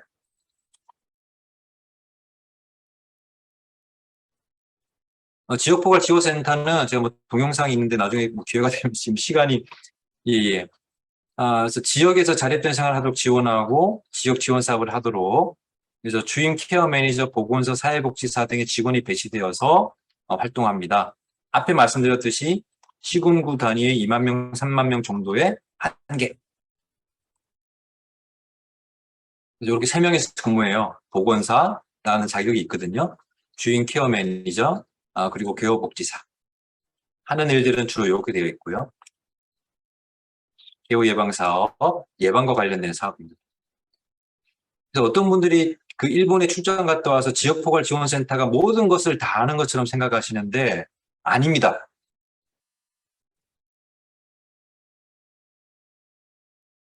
지역포괄지원센터는 지자체가 설치 위탁 가능하지만 명칭은 지자체 명칭을 써야 됩니다. 간판을. 그러니까 그래서 뭐 땡땡 행복법인에서 받았다고 행복 지역 이러면 안 된다고요. 그 지역의 이름을 써야 되고요. 직영할 수 있고요.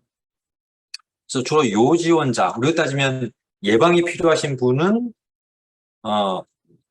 지역포괄지원센터, 그리고 장기요양 등급을 받으신 분은 주로 거택개호 지원 사업소가 따로 있어요. 케어 매니저들이 근무하는 주로 민간에.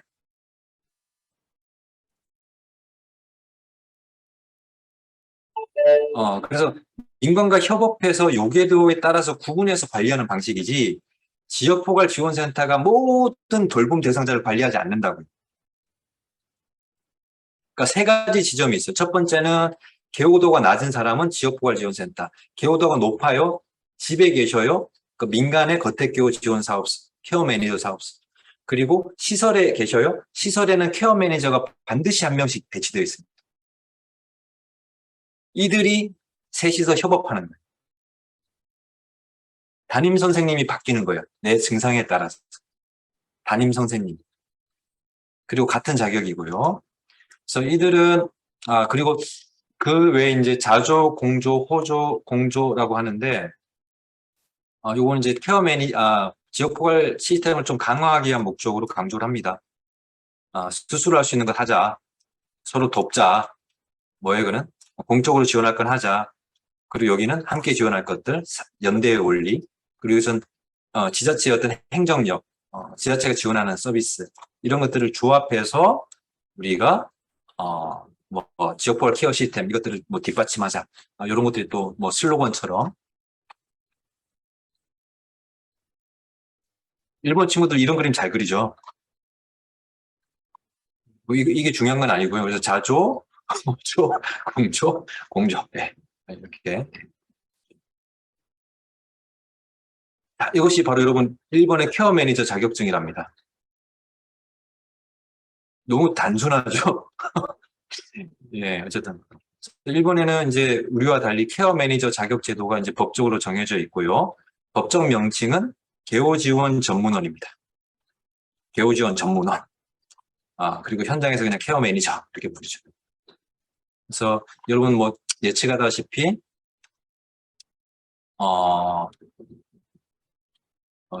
자, 이건 다음에 뒤에 이야기하고요. 그리고 최근에 여기 있군요. 서비스 계획 조정 이런 것들을 담당을 하고 케어 플랜 짜고 조정하고 그리고 최근에는 전문 영역을 지역사회 서비스 연계까지 확대하고 있다. 그러니까 그 장기형뿐만 아니라 여기 따지면 다른 서비스까지. 자격 요건입니다. 의사, 간호사, 사회복지사, 기업복지사 등 5년 이상 경력자, 그리고 연수, 수강시험 합격, 또 수료, 교부. 합격률이 몇 프로일까요? 대단하신 분들인데 20%밖에 안 돼요. 최고의 국가 자격입니다.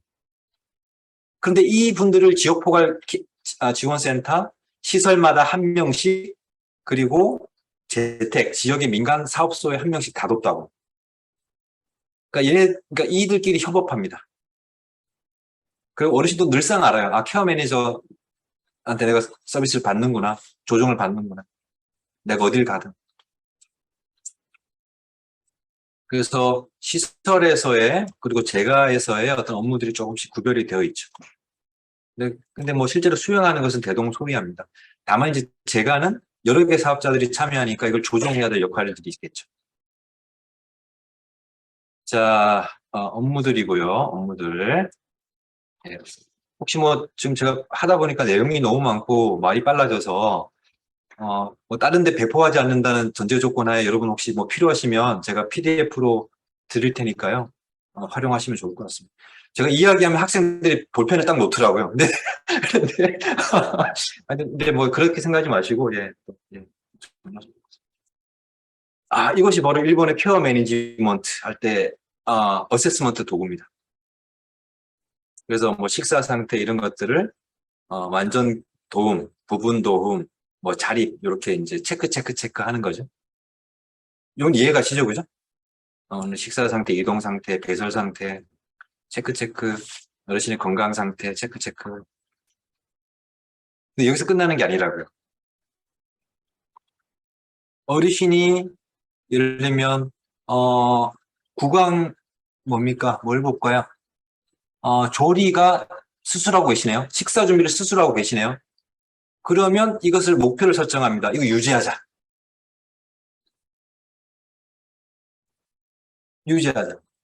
어르신이 식사 뭐라고 하셨는지 모르겠네요. 예를 들면 구강 위생에 지원이 필요하다. 그럼 이걸 어떻게 해요? 개선하자. 그러니까 욕구조사한 걸 가지고 서비스 목표를 설정한다고요. 그것 따로 이것 따로가 아니라. 근데 구강위생 관련해서 이게 장기형 서비스인가요? 아니잖아요. 보세요. 자, 이 보시면 이제 어디에 있었는데? 여기 있다. 충치가 있는 거예요. 이거를 주 1회하고 T치과로 연계해 줍니다. 그 장기형 기관이 아니잖아요, 의료는. 근데 케어 플랜에는 반영이 되어 있다고요. 이게 일본의 특성이에요. 케어 매니저 제도에. 자, 이게 실제로 이제 제가 오사카를 방문해서 이제 FJ를 했던 내용이고요. 이게 지금 연수하는 시설입니다. 그래서 이 다직종들이 모여서 협업해서 논의하고 발표하고 그런 과정들을 거쳐요. 훈련 과정입니다. 그럼 뭐 김창 교수님도 전에 말씀드렸지만 지역의료 연계 추진 법인이라는 것을 일본에서 그러니까 각각의 병원, 진료소, 병원, 개호시설 이것들이 각각의 독립성을 유지하면서 하나의 우산 안에 들어가는 거예요. 그래서 같이 지역사회를 기반으로 활동할 수 있도록 하는 법인 체계를 만드는 것을 지역의료 연계 추진 법인이라고 합니다. 이게 바로 일본의 1억 총활약 플랜이에요. 그래서 여성도 남성도 사람이면, 좀 극단적으로 말하면 사람이면 누구나 같이 일을 하자. 1억 총활약 사회를 만들자. 행동개혁. 근데 중요한 것이 여기 보시면 개호가 들어가 있어요. 개호 이직률 제로, 커리어 구조, 다양한 인력 확보, ICT, 개호 로봇, 그리고 희망 출생률이라는 단어를 씁니다. 1.8명을 달성하자. 혹시 희망 출생률 들어보셨어요? 합계 출산율 들어보셨죠? 합계 출산율. 희망 출산율이 뭐냐면 이겁니다. 혹시 여러분 결혼하시면 아이를 몇 명 정도 낳을 생각이세요? 저는 결혼 안 할 건데 그럼 0이에요. 저는 아이요? 한 3명은 넣을 거예요. 3이에요. 이게 희망 출생률이에요. 이거를 1.8로 유지하겠다는 거예요. 그러니까 당장의 어떤 현상이 아니라 그런 가능성이에요. 재밌죠? 네. 그리고 이것은 1억 총활력 플랜의 그 세 개의 화살입니다. 아베노믹스가 양적 완화 재정 정책의 아베노믹스의 세 가지 화살이라고 했는데 이것이 1억 총활력 플랜에도 있어요. 첫 번째는 GDP, 두 번째는 그 출산 육아와 관련된 부분, 세 번째가 바로 개호 이직률 제로예요. 개호 이직률 하니까 어떻게 생각하실지 모르겠는데 개호 때문에 내가 다니던 직장을 휴직하고 개호에 매달리는 것을 이직률이라고 불러요. 그러니까 생산 가능 인구는 줄어. 근데 가족이 개호 상태가 돼서 내가 일을 그만둬야 되는 상황이 벌어지는 거예요. 그러니까 그걸 막아보자는 거예요. 그게 개호 이직률 제로의 개념. 그래서 경제 개혁을 수립할 때 이걸 굉장히 중요한 지표로 적용합니다. 자, 지역 돌봄 현장과 과제인데요. 이 부분은 제가 좀 빨리 쭉 넘겨볼게요. 지금 시간이 여러분 말씀 나눠야 되는데 어쩐지 양이 많다고 생각했습니다. 지역 돌봄 현장과 과제 하고 있는 것은 하고 있도록 여러분 의료랑 달라요. 물론 의료도 이런 철학을 가지고 있죠. 셀프케어. 할 수 있는 것은 하고 있는 걸로 만들어요. 할 수 없는 것만 지원하자고요. 이게 기본적인 현장의 관점이에요. 앞에를 셀프케어라고 합니다. 케어 서비스의 기본, 자립적인 생활을 지원합니다. 자립이요. 아까 말씀드린 잔존 능력, 자립. 희망이나 의지를 끄집어내요.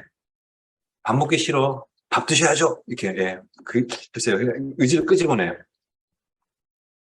의욕을 끄집어냅니다. 이것이 중요한 원칙이에요. 그러니까 스스로 할 수 있도록 하고 있는 걸로 만들어드리면. 그래서 여러분 깜짝깜짝 놀라는 일본 현장 모습 보시면 어르신이 주야간보호센터나 이런 데서 이제 목욕을 혼자서 하고 계시면 요양보호사가 뒤에서 지켜보고 있어요.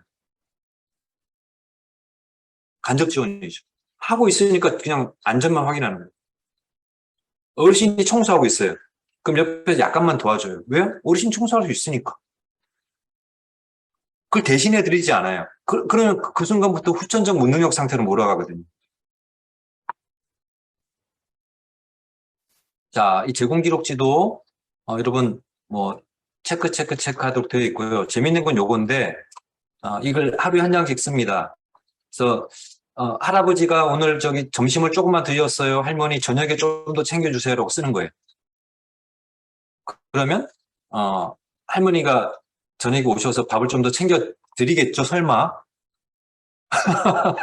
그죠? 예. 그러니까 가족의 케어 참여, 비공식적 케어 참여 이런 철학이 녹아 있는 거예요.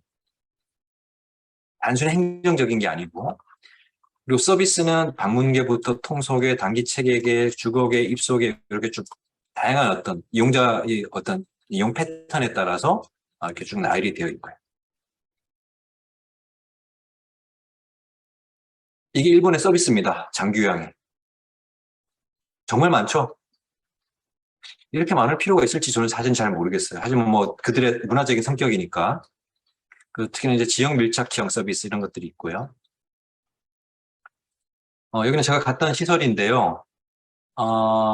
집 같죠? 지역 밀착형 시설입니다. 시설 수로만 안 돼요. 집처럼 느껴져야 돼요. 근데 저는 이제 알죠. 여기 칸막이가 없죠. 집이면 칸막이 있어야 될 텐데. 이게 통하게 돼 있죠. 이렇게. 그죠? 시르기가 위에 있죠. 발에 걸리면 안 되니까. 난간이 좀 높아요. 그런 거 빼고는 이게 시설인지 알 수가 없어요. 이게 노멀라이제이션입니다. 정상화. 시설이지만 집처럼. 안의 모습이요. 집처럼 보이시나요? 본인이 입던 옷을 입고 계시죠? 이게 지금 대표적인 케어 유닛 형태예요.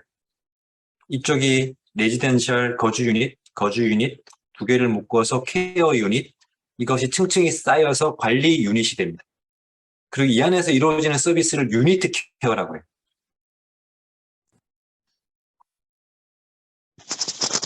자, 제가 이렇게 한번 정리를 해봤으니까 나중에 한번 참고를 해보시면 좋을 것 같고요. 관리 단위, 거주 단위, 아니죠. 너싱 단위, 간호 단위, 여기가 거주 단위. 거주 단위, 거주 단위, 간호 단위, 관리 단위. 본인이 쓰던 물건을 가지고 와야 되겠죠.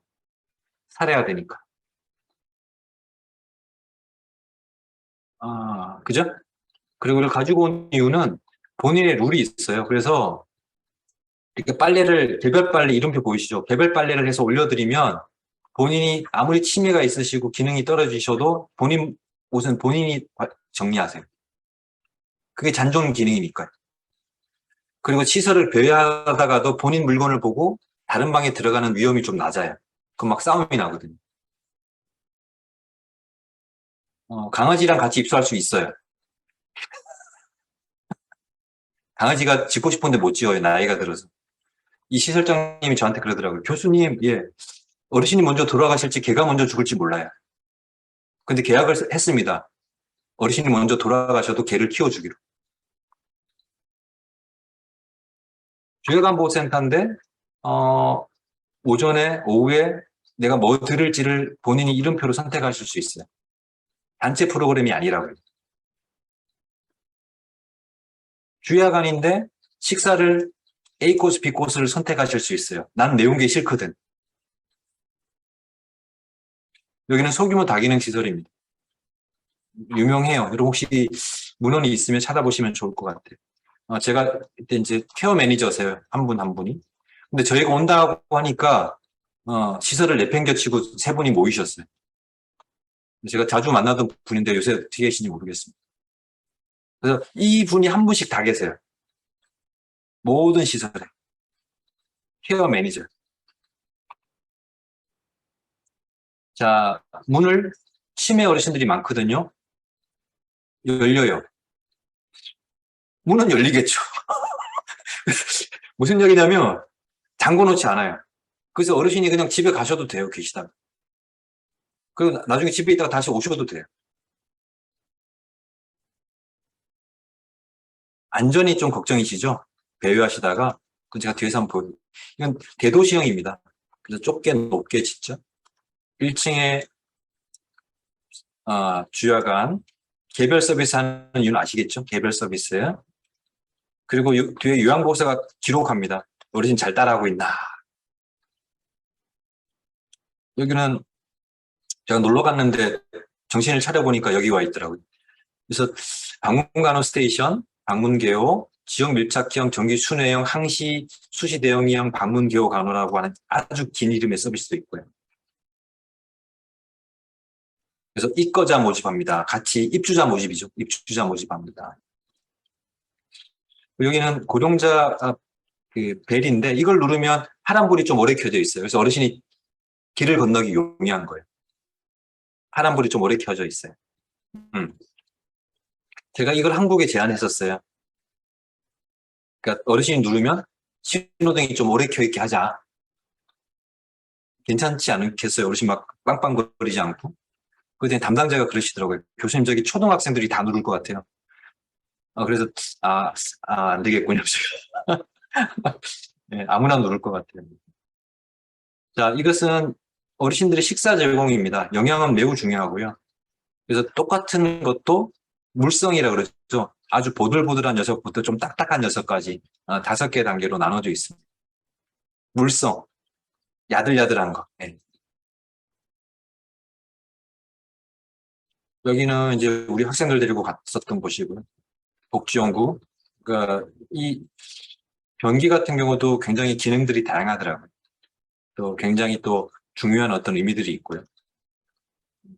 색깔이 다르죠? 위아래가. 왜냐하면 치매 어르신들은 변기 뚜껑을 잘 열지 못하시는 경우가 있대. 뭐 그런 것들은 자동으로 처리되는 거. 자, 여기 이제 일본의 개인실입니다. 홈라이크 하신가요? 가정다운가요? 개인실이죠. 서랍이 있는 이유는 아시겠죠? 개인 물건이 있는 이유는 아시겠죠?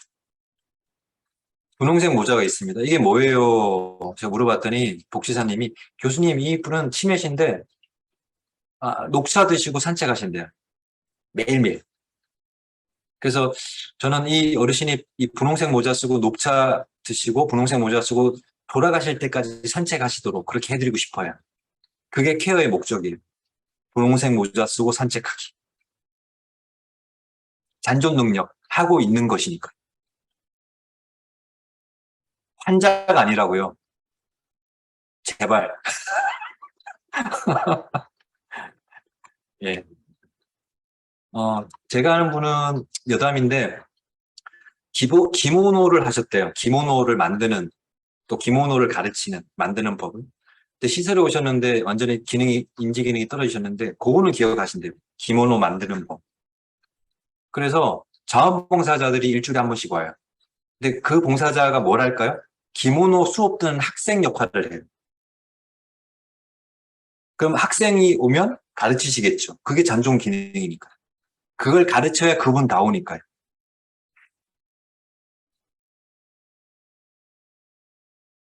여기는 이제 일본의 이제 주택 개보수 하는 그 모습들이에요. 안전 손잡이, 단차 해소, 이런 것들. 이제 장기간공 급여로 제공이 됩니다. 필요하겠죠? 근데 이 부분을 우리가 또 간과하는 게 뭐냐면 주택 개보수의 목적 중에 하나는 어르신의 어떤 자립도 있지만 이 주택은 요양보호사의 관점에서 보면 여기는 근로 환경이에요. 주택을 보수해 준다는 것은 요양보호사의 근로 환경을 개선해 준다는 의미예요. 자, 그리고 그 기준들을 이렇게 아주 세부적으로 마련해 놓고 있습니다.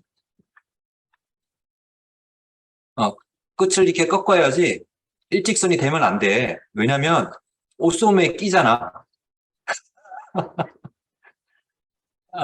이것까지, 예.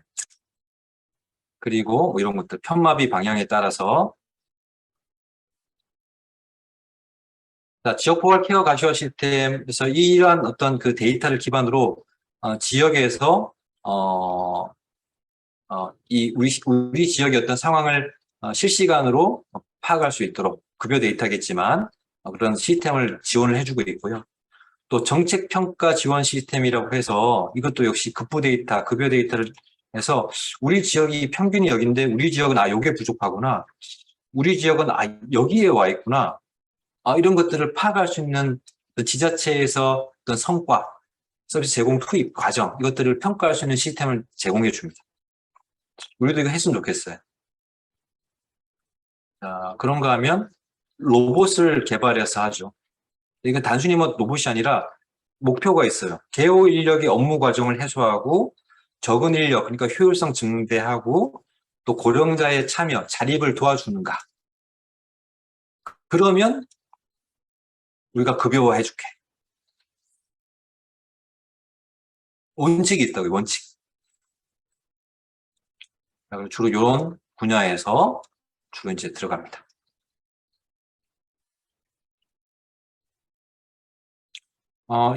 제가 너무 많은 걸 적었네요. 이거는 이제 이쿠스리상이라고 시간 되면 약이 툭툭 튀어나와요. 어르신 약 먹어! 이렇게. 그렇게는 안 하겠죠. 네, 그럼 이제 어르신 약을 드시겠죠? 이중으로 먹는 경우가 없겠고, 그리고, 이 어르신이 살아있다는 걸 확인할 수 있겠죠. 약을 드시고 계시니까. 그리고, 이 시스템은 어르신의 어떤 안심할 수 있도록 집에 이제 센서가 설치되어 있는데 중요한 것은 가족이 이걸 확인할 수 있어요. 우리 할머니가, 집에 잘 계시구나. 할머니가. 그리고 또 하나는 이제 인지증 서포터인데, 일본에 가시면 이런 걸 보실 수 있어요. 한번 유심히 보세요. 나중에 이제 좀 코로나가 잠잠해지면 곳곳에 이렇게 오렌지 링을 차고 계신 분들이 있어요. 이게 뭐냐면, 그러니까 일본 친구들이 좀 놀라는 거예요. 어떤 분이 그 이야기를 하시는데, 우리는 치매 인식표를 보급하잖아요. 이 사람 너는 치매야? 치매야. 내가 딱지 달아줄게. 넌 치매야. 앞으로 이제 넌 치매 환자야. 낙인 찍는 거죠. 그게 굉장히 비인간적이라는 거예요. 그래서 지역 주민들이 그중 일부가 치매 교육을 받아요. 전문 교육. 근데 단순히 인식 개선이 아니라 지역에서 배회하는 치매 어르신을 발견했을 때 어떻게 조치할 수 있는지를 교육받은 사람들이에요. 그래서 우체국, 병원, 그러니까 배회하는 어르신이 갈 만한 곳마다 있어요. 그래서 그분들의 어떤 행동 특성을 알아요. 그래서 그분 주변에 보여주고 그분을 안전한 곳으로 모시는 역할을 하는 거죠. 그래서 아까 앞에 문을 열어놓은 거예요. 잠궈 놓지 않는다고. 자, 이것은 이제 모의 훈련입니다. 이분이 치매 노인으로 가상 훈련을 하는 거예요. 그래서 다른 분들이 어떻게 반응하는지를 이제 일종의 이제 훈련을 한 겁니다. 예비군 훈련. 이것이 앞에 말씀드렸던 이제 전기 순회형 서비스. 이게 이 슬라이드가 왜 여기 붙어 있을까요? 네. 그리고 지금 일본의 가장 큰 문제는 마지막으로 인력이 부족해요. 37만 명이 부족하답니다. 아까 제가 군병력이 60만이라고 그랬어요. 인력이 37만 명이 부족하다고요. 곧 2025년에. 그래서 비상 상황입니다. 뭐 다양한 어떤 경력 개발 경로, 현장에서 바로 들어와도 되고 고등학교도 있는데 그럼에도 불구하고 부족해요. 이건 제가 직접 찍은 사진이에요. 일본에서 우연한 기회에 숙소에 있다가 뉴스가 나와서 개호 인력의 세계 쟁탈전. 일본은 충분히 확보할 수 있을까? 외국인 노동자 받아야 되지 않냐? 돌아가신 분인데 어쨌든 지금 완전 시급하다. 긴박하다. 그래서 필리핀, 인도네시아, 베트남, 중국에까지 좀 대선 국가를 확대하자. 그래서 들어오면 싼 인력이 아니에요. 절대로 오해하시면 안 돼요. 이 인력들을 개호복제사로 만들어야 돼요. 그래서 언어 공부부터 시작합니다. 개호의 우리로 따지면 간호 용어, 뭐 개호 용어 별도로 교육하고요. 그리고 이 자격증을 따면 획기적이에요. 일본에 영구히 체지할 수 있도록. 원래 직업 훈련하면 다시 자기 나라로 돌아가야 되거든요. 우리나라 남아 있어도 돼, 제발. 자, 그래서 어떤 일이 벌어지냐? 이 시설의 스텝, 종사자의 60% 이상이 외국인이에요. 메이상, 모니카상, 아시겠죠? 예, 예, 예. 예. 근데 이분들이 우리로 따지는 그냥 간병인이 아니라고요. 아까 말씀드렸잖아요. 교육 받으신 분. 그냥 뭐 어려운데 뭐 괜찮아요. 예, 메이상이. 예, 예, 어려운데 뭐 괜찮아요. 그리고 지금 중국에서 2명 넘어왔다고 지금 이 뉴스에 나옵니다. 중국에서 2명 들어왔어! 이러면서, 네, 뉴스에 나옵니다. 이 지경이 된 것이 현재 일본의 모습입니다. 자, 지금 이제 마무리하려고 하는데요. 1시간 반을 했군요. 그러니까, 자, 이것을 보시고 나서 여러분 감상이 어떠세요? 일본의 지역 돌봄을 우리가 따라잡을 수 있을까요? 그만한 우리의 저력이 있을까요? 지역력이 있을까요? 인프라가 있을까요? 두 번째 질문은 이겁니다.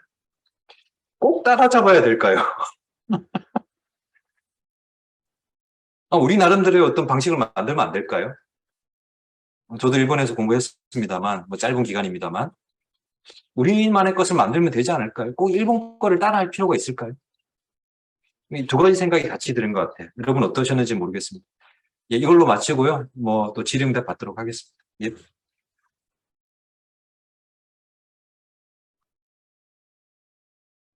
네, 교수님 좋은 발표 감사드립니다. 저도 참 일본의 그 지역 돌봄 체계를 알고 싶다라고 생각하면서 자료를 보면 어느 부분이 우리나라랑 같고 어느 부분이 다른지 그런 것들을 이해할 방법이 없어서 늘 어렵다라고 생각했는데 오늘 일본의 지역 돌봄의 체계와 실제 현장에 대해서 정말 많은 내용들을 강의해 주셔서 참 큰 도움이 됐습니다. 제가 특별히 기억에 남는 부분은 지역 돌봄의 개념을 지역과 돌봄을 나눠서 말씀해 주신 것과 그리고 일본은 케어 지역과 의료 지역의 범위가 다르다라는 이야기를 해주신 것이 기억이 남았고요. 그리고 시스템과 네트워크의 차이를 말씀해 주신 부분도 우리나라의 지역사회 통합 돌봄 체계는 네트워크와 시스템 그 사이 어딘가를 찾아야 할 텐데 참 어려운 과제다라는 생각이 들었습니다. 그리고 이제 개호보험법의 이제 규정의 내용들에서 장기요양의 범위를 어떻게 정하고 있고 그게 우리나라 한국 장기요양보험법과 어떻게 다른지 비교해 주신 부분도 굉장히 의미 있었고요. 그리고 일본의 지역 포괄 케어 시스템의 현황과 또 함께 논의해야 될 논점들에 대해서도 참 네, 많은 것들을 배울 수 있었습니다. 네, 오늘 현장에 참여하신 분들 중에 의견이나 질문 있으시면 마이크와 카메라를 켜고 자유롭게 말씀해 주시면 감사하겠습니다. 교수님 화면 공유 해제해 주셔도 될 것 같습니다. 그럴까요? 예. 예, 교수님 안녕하세요. 다른 분들께서 예, 질문을 생각하시는 동안에 제가 약간 궁금하기도 하고 또 좀 가볍게 말씀해 주실 수 있는 거 여쭤보고자 하는데 일본과 한국을 자세히 들여다볼수록 따라잡을 수 없을 것 같다는 이제 생각이 많이 들어서 예, 제목부터 다시 잡아야 되겠다 생각하는데 일본의 그 지역 돌봄과 한국의 지역 돌봄을 두 개의 그 상품 비교라고 생각하시고 별점을 좀 부탁을 드리려 하는데 그러니까 재정 그러니까 일본이 지역 돌봄에 쓰는 돈, 한국의 지역 돌봄에 쓰는 돈, 재정과 그다음에 이제 서비스 인프라 뭐 언뜻 봐도 뭐 포괄센터부터 굉장히 많은 그 인프라가 있는 것 같고 세 번째는 인력 그리고 네 번째 그러니까 인력의 개개인 요양보호사 개개인 한 분 한 분의 그 1대1 능력치가 좀 다른 것 같다는 느낌을 받았고요. 네 번째는 이게 그냥 서비스 인력 수준이 아니라 좀 약간 문화 수준의 뭐랄까요 그 사회 분위기 문화 이런 것에도 차이가 있다는 느낌이 들었고 그다음에 이제 정부의 어떤 태도랄까 그다음에 이제 복지부 장관이 아니라 이제 그 총리가 다루는 어떤 그 태도랄지 이런 곳곳에서 차이가 느껴져서 재정 측면에서 일본 별 5개 중에 몇 개 주시고 한국은 몇 개 주시고 별점으로 이렇게 좀 비교해 주시면은 어떨까요? 예. 너무나 또 김정일 씨는 너무나 전문가시고 또 아마 내용들을 또 이게 파악을 하고 계셨기 때문에 굉장히 세부적인 또 질문을 주셨어요. 별점을 달라고 하셨는데 저는 아마 이것이 지금 아직 완성되지 않은 상태고 목적지에 도달하지 않았다. 그러니까 우리 영화로 따지면 아직 영화가 안 끝난 것 같아요. 그래서 아마 영화를 좀 다 보고 나야 정확하게 별점을 줄 수가 있는 상황인 것 같고요. 재정 같은 경우는 뭐 일본은 우리와 뭐 비교할 수 없을 정도로 막대한 재정을 퍼붓고 있죠. 그거는 뭐 개인적으로 또는 국가 조세 또는 보험 관련해서도 막대한 재정을 퍼붓고 있다라고 생각이 들고 그럼에도 불구하고 제가 들어본 바로는 일본에서 개호보험 재정이 악화돼서 위기다 뭐 이런 얘기는 들어본 적은 없어요. 유일하게 들어본 것은 아까도 말씀드렸지만 인력이 없다. 인력이. 줘야 되는데 인력이 없다. 그 인프라가 만약에 시설로 두고 말씀을 하신 거라면 시설 인프라는 일본이 정부가 그러니까 계속적으로 억대 정책을 펼쳤거든요. 줄여놨어요. 그러니까 지금 대기노이라고 하는 문제가 나오죠. 그러니까 그걸 사실 해소하기 위해서 커뮤니티 케어, 그러니까 재택 또는 뭐 지역 돌봄 이것을 강조할 수밖에 없는 거죠. 그러니까 이거 뭐 지역 돌봄 해야지 라고 하는 어떤 방향성보다도 시설에서 이걸 뭐 충분히 제공할 수가 없으니 지역으로 붙잡아둬야 되니까요. 그래서 인프라 부분도 뭐 그런 상황에 있고요. 그리고 인력은 현재는 뭐 돌봄만 두고 보면 일본은 조금 고급 인력 중심으로 양성을 했어요. 이게 1800시간인가 그래요. 교육 시간이. 개업복지사가 1800. 근데 우리는 현재 38에 24, 240시간이거든요.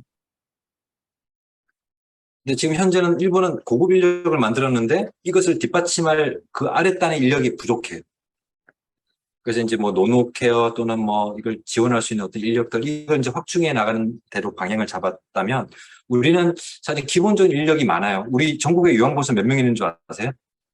제가 과거에 본 자료는 아마 더 늘었을 텐데 150만 명 있어요. 제가 자꾸 군병력 이야기해서 죄송한데 군병력이 60만이라고요. 군병력의 3, 4배입니다. 예. 그 요양보호사들이 계셔요. 근데 이제 전문성은 문제죠.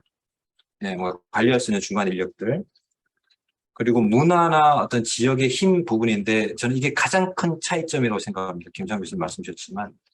그러니까 이걸 받아들일 수 있는 예를 들면 띵동 어르신 저 시청에서 나왔어요. 그러면 나오셨어요. 라고 문을 열어주지 않아요. 아시지 않습니까? 지금 지역사회 통합돌봄에서 가장 힘들어 하시는 게 그거예요. 담당자가. 왜 나왔는데? 이거예요. 뭐 드리려고요. 뭐를? 어르신하고 상담하려고 나는 필요 없으니까 가. 문 닫는 거예요. 그래서 그런 어떤 지역의 신뢰감이나 지역의 특성 이런 것들이 굉장히 낮아져 있는 상태고 정부의 태도도 굉장히 중요하죠. 뭐 여러분 어떻게 느끼실지 모르겠지만 아직 그 심각성을 제대로 못 느끼고 있는 것 같아요. 그 심각성 이게 이제 더 심화됐을 때 어떤 일이 벌어질 것이다라고 하는 것을 정책 결정자나 이런 분들이 워낙 지금 빨리 달리다 보니 이게 지금 벽에 부딪혔을 때 어떤 충격이 가해질지를 실감을 못하고 계신 것 같아요. 계속 이렇게 달려나갈 줄로 알고 계신 것 같아요. 그래서 정말 시급합니다. 예를 들면 우리 노인young 시설에 가면 요양보호사님들 나이 많으시잖아요. 근데 그분들도 늙겠죠. 그럼 그분들 빠져나가면 누가 시설에서 일을 할까요? 그런 문제의식입니다. 불과 몇 년 남지 않았다, 제 생각에는. 뭐, 주신 말씀에 대답이 됐는지 모르겠습니다. 네.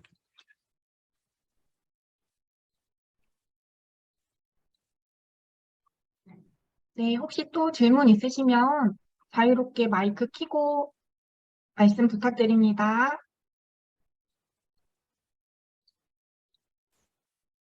하나 있습니다.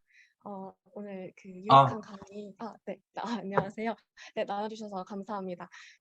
저는 이제 한국 사회에서 주민들이 지역사회 케어에 있어서의 어떤 나름의 역량은 발휘하고 있지만 어떤 지역사회 돌봄 체계에서 의사결정을 하는 주역으로서의 어떤 기능은 발휘하지 못하고 있다고 생각하는데 이 지역포괄 케어 시스템이 작동됨에 있어서 이제 한국 사회에서의 어떤 지역력은 어떠한 현황에 있다고 진단하시는지 여쭙고 싶습니다. 네, 너무 좋은 질문인데요. 우리가 이제 하드웨어가 있고 소프트웨어가 있어요. 파워가. 그러니까 하드웨어를 어떻게 구축할 것인가라고 하는 부분의 논의. 우리가 이제 지역사회 통합돌봄에서 시군구 단위의 어떤 그 추진단, 그 읍면동 창구 이런 걸 형성을 해놨어요. 근데 이제 그걸 작동하기 위한 소프트웨어 부분인데 아까 말씀드린 사례라든지 또는 거기서 일을 하고 계신 분들의 어떤 역량이나 어떤 태도, 전문성. 근데 제가 판단할 때는 이 두 가지가 아직 이제 성장해 나가는 과정인 것 같아요. 성장해 나가는 과정인 것 같고 사실은 제가 아, 이건 뭐 되겠어? 이런 생각을 사실 많이 했었거든요. 근데 제가 어제 광주 서구를 다녀왔습니다. 아마 김창호 교수님 제가 말씀드렸던 것 같은데 카톡으로. 광주 서구를 다녀왔는데 거기 재택으로 센터가 3층에 들어섰더라고요. 한 달 정도 됐는데 53건을 방문했답니다. 그리고 더 재밌는 것은 바로 앞이 서구청인데 통합돌봄 지원팀 공무원이 재택의료 센터에 나와서 같이 근무해요. 그 자리에서 행망 띄워서 확인하고 환자들 어떤 정보들 같이 의사소통해서 공유해서 적정하게 서비스 제공하고 또 의사결정하는 그런 구조를 물리적으로 또 기능적으로 운영을 하고 있더라고요. 그리고 천안 같은 경우는 세 명이 한 팀이에요. 세 명밖에 없어요. 근데 광주 서구는 팀이 3개입니다. 정책팀, 지원팀 또 뭐 하나 있었는데. 그리고 그 안에 제가 얼핏 세어봤더니 20명 가까이 근무하고 있더라고요. 작동을 하더라고요. 그리고 읍면동 참고하고 매일 회의하고요. 30분씩 화상으로. 그걸 노인 맞춤 돌봄이라는 제도가 있습니다, 여러분. 근데 그거를 이제 곤역이 나눠져 있는데 그 곤역을 따라서 전담 사회복지사하고 또 일주일에 한 번씩 일주일에 한 번씩 회의를 해요. 그리고 케어 회의를 통해서 예를 들면 이분 장기요양 서비스인데 2시부터 요양보호사가 들어가. 근데 혼자 계셔서 아침에 식사를 못하고 계셔요. 그랬더니 저쪽에 식사 배달 제공하는 자활센터에서 그럼 우리가 아침에 식사 들어갈게요. 근데 우리 토요일, 일요일은 서비스 제공 안 해요. 토요일, 일요일은 서비스 제공 안 해요. 그랬더니 옆에 가사감정 지원하는 기관이 그럼 토요일, 일요일은 우리가 들어갈게. 그거를 케어회의를 통해서 결정을 하는 거예요. 제가 그 이야기를 듣고 나서 이게 작동하네? 그래서 아마 일본으로 따지면 아까 제가 보여드렸듯이 1990년, 90년, 2000년 그 정도 때 상황이 펼쳐지고 있는 게 아닌가. 그래서 정말 안타깝습니다만 지금 이 사업이 어떻게 지금 방향을 틀지 몰라서 근데 이 사업이 조금만 더 지속된다 그러면 아마 많은 변화들이 일어나지 않을까 현장에서 저는 어르신한테 서비스 줬다는 것보다 그렇게 작동할 수 있는 어떤 체계가 네트워크가 갖춰졌다는 게 저는 굉장히 큰 성과라고 보거든요. 그래서 그런 부분에 좀 집중해서 우리가 조금 이 사업을 평가하고 뭐 문제점이나 개선점 이런 것들을 파악해 보면 좋을 것 같아요. 제가 답이 됐는지 모르겠네요. 예, 예. 감사합니다.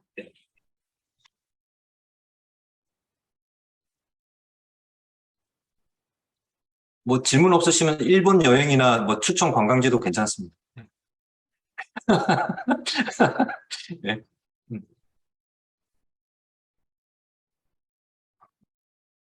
님, 안녕하십니까. 저는 이제 지역장애인 보건의료센터에서 근무하고 있는 이제 김혜진이라고 합니다. 네, 지금 반갑습니다. 카메라는 PC 카메라가 없는 걸로 해가지고 지금 화면은 안 나와가지고 네. 전에 파라과이에 같이 동행했었던 데 기억하실런지 그래요? 모르겠습니다. 네, 파라과이 멤버예요? 떼레레 멤버시고 네. 떼레레. 반갑습니다. 그 장애인 네. 그쪽에 계시다고요? 예, 장애인 보건의료센터에 있는데요. 아까 이제 교수님 예. 말씀 주신 것 중에 이제 되게 인상 깊었던 게 우리나라의 이제 지역사회 통합돌봄이 시스템과 네트워크 그 사이 연결이 둘 다 갖고 싶은 그거에 있다. 저희 센터 자체가 일단은 시스템적인 성향이 되게 강해서 그렇겠죠. 약간 중앙에서 만든 복지부의 전달 체계로서 존재하는 곳인데요. 네네. 근데 이제 지역의 네트워크를 구축을 하려고 하는 게 또 하나의 역할이다 보니까 맞습니다. 사실 자원이 많아야 자연적으로 아까 말씀 주신 뭐 광주 서구 사례처럼 네트워크 케어 회의에 들어올 수 있는 자원들 그런 게 있을 텐데 제가 경기도에 있다 보니까 정말 자원이 없는 곳들이 꽤나 있어요. 그러면 이런 네트워크를 만들어줄 수 없는 곳들은 이제 저희 같은 경우에 이제 시스템 차원에서 이 분들을 어떻게 지원을 해야 할지 참 고민이거든요. 혹시 이제 다른 이런 자원이 많지 않아서 네트워크가 잘 형성되지 않은 지자체에서 지역사회 통합돌봄은 어떤 식으로 해결이 돼야 될 것인지 의견을 여쭙고 싶습니다. 아주 뭐 심각한 또 지점이에요, 사실은. 그러니까 이게 우리가 네트워크 형성하는 데 있어서 유닛이 없다는 이야기는 그러니까 마치 목수한테 공구가 없다는 이야기거든요. 그래서 공구가 많으면 다양한 것들을 우리가 구사해 볼 수 있잖아요. 근데 제가 감히 드리고 싶은 말씀은 그러니까 우리가 필요로 하는 자원이 무엇인지를 명확히 파악이 되어 있어야 되고, 그리고 실제로 지역사회에서 그런 것들을 해소해 줄 수 있는 자원이 정말로 없는 것인가. 근데 실제로 좀 찾아보면 우리가 발굴이라는 단어를 쓰잖아요. 그러니까 발굴되는 자원들이 꽤 많이 있어요. 그래서 그것이 이제 공공 영역에도 있고 민간 영역에도 있고 전혀 다른 제3의 어떤 회사에도 있어요. 회사. 지금 천안시에서 네트워크에서 하고 있는 게 독거노인 관리 사업을 한국 야구르트랑 같이 하고 있어요. 야구르트 아주머님들이 유제품을 일주일에 3번씩 들어가요. 그러니까 영양 지원을 하는 거죠. 아마 여러분 눈치채셨겠지만 그걸 하면서 어르신 살아계시나 잘 계시나 안부 확인도 하는 거죠. 그래서 그러니까 제3의 영역도 있어요. 그래서 이 자원이라고 하는 부분을 한번 전반적으로 좀 지역을 펼쳐놓고 또 관련 전문가들이 계실 거예요. 제 생각에는 아마 읍면동 사무소의 통합 사례 담당하시는 분들이 계시거든요. 그분들 아니면 복지관, 종합사회복지관이나 당연히 아시겠지만 장애인복지관 여기 담당하고 계신 사례관리 담당자들이 계시니까 한번 지자체는 내가 솔직히 잘 모르겠고요. 지자체는 이제 시스템은 있죠. 시스템에 등록하도록 되어 있죠. 근데 이제 그런 것들을 좀 종합해서 자원을 발굴하고 개발하는 작업들을 조금 사전적으로 좀 공을 들여서 진행이 돼야 될 필요가 있다고 생각이 들고, 그리고 자원을 우리가 활용하기 위해서는 단순히 알고 있다는 게 아니라 컨택 포인트가 있어야 돼요. 우리가 예를 들면 뭐 중앙대병원 저 알아요. 중앙대병원 흑석동에 있죠. 그렇다고 제가 제 자원은 아니거든요. 제가 전화해서 담당자 누구 바꿔주세요 할 수 있어야 제가 자원이 되거든요. 그러니까 컨택 포인트를 형성해야 됩니다. 근데 그거를 담당자 개인이 하기는 어렵고 기관 대 기관으로 보통 이루어지는데, 그때 많이 쓰는 방법이 MOU죠. 협약. 그러니까 이런 것들 뭐 귀찮은 작업이 이것도 뭐 사진 들고 찍어야 되고 뭐 이거 아니야. 근데 어쨌든 그 과정을 조금 밟으실 필요가 사실은 있다라고 판단이 듭니다. 그리고 만약에 그게 어렵다 그러면 의뢰를 하는 방법도 있어요. 우리가 리퍼한다고 하는데 지역사회에 그런 역할을 좀 대신해 줄 수 있는 사례 관리자들이 좀 있습니다. 대상을 제가 확실히 몰라서 예를 들면 노인 맞춤 돌봄 또는 읍면동의 통합 사례 관리자 뭐 등등이 있죠. 지역사회 통합 돌봄이라면 우리 장애인 쪽을 포괄하는 지역 같은 경우는 읍면동 돌봄 창구에 계신 분이 있겠죠. 그래서 그런 지역에 있는 사례 관리자들을 조금 활용해 보시는 게 우선은 필요하지 않겠나 그렇게 생각이 듭니다. 그래서 단위를 많이 발굴하셔야 돼요. 유닛을 많이 발굴하시고 이제 그 다음은 이제 이걸 연결하는 작업을. 근데 실제로 현장에서 해보면 우리가 이게 마주쳐야 소리가 나는데 나만 이렇게 한다고 이게 되는 건 아니더라고요. 양쪽에서 이렇게 잡아주셔야 되더라고요. 그런 한계점이 있긴 합니다. 감사합니다.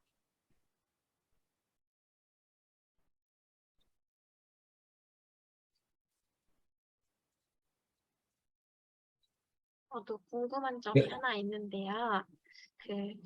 어, 저는, 저희가, 우리나라도, 약간, 네트워크, 뭐, 이렇게, 이런 시스템은 구성이 되어 있다고 보는데, 그런 지역사회에 있는 많은 대상자들을 그 시스템 안에 들어오는 게 어렵다고 생각을 하거든요. 그래서 일본 같은 경우에는 이런 관에서 하는 여러 가지 사업에 그 노인들이 직접 신청을 하는 걸로 주로 들어가는지, 아니면 민간 병원이나 아니면 또 다른 돌봄을 하는 다른 기관들에서 이런 관내 사업으로 연결을 하는지 이런 부분도 조금 궁금한데, 주로 어떻게 대상자들이 이 안에 들어오는지가 좀 궁금합니다. 그 부분이 굉장히 또 중요해요. 왜냐면 사실은 지역사회 통합 돌봄에서 대상자 발굴 대상자 어떻게 분류할 것인가가 또 핵심 키워드 중에 하나거든요. 글쎄요, 일본은 일단 기본적으로 지역 포괄 케어라고 하는 부분을 지역 주민들이 알고 있어요. 알고 있다고 생각이 들고, 그리고 아까도 말씀드렸지만 그 사람의 기능 상태, 그리고 내가 어떤 서비스를 이용하는가에 따라서 나의 담임 선생님이 계셔요. 케어 매니저가 계셔요. 모든 분들이요. 그래서 그분들을 통해서 일단 그 체계 안에 진입을 하면 그분들을 통해서 필요한 서비스들이 연계될 수 있는 그런 구조가 작동한다라고 보면 좋을 것 같고요.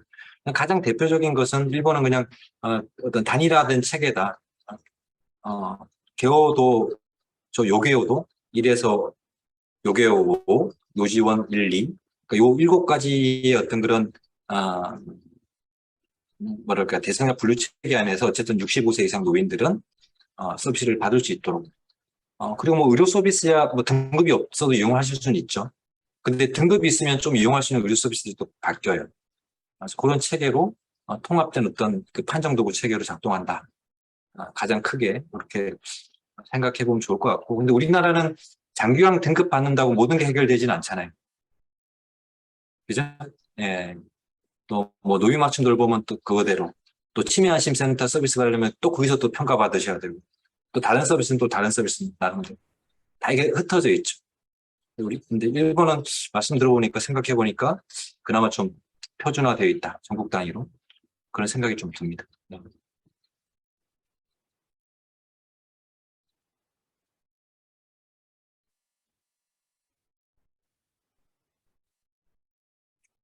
지금 현재 공단에서 통합판정 체계 개편 사업을, 시범 사업을 하고 있어요. 작년에 했었고, 그러니까 통합판정 체계라고 하는 것을 시범 사업을 했고, 아마 뭐 성과가 괜찮으면 도입을 하겠죠.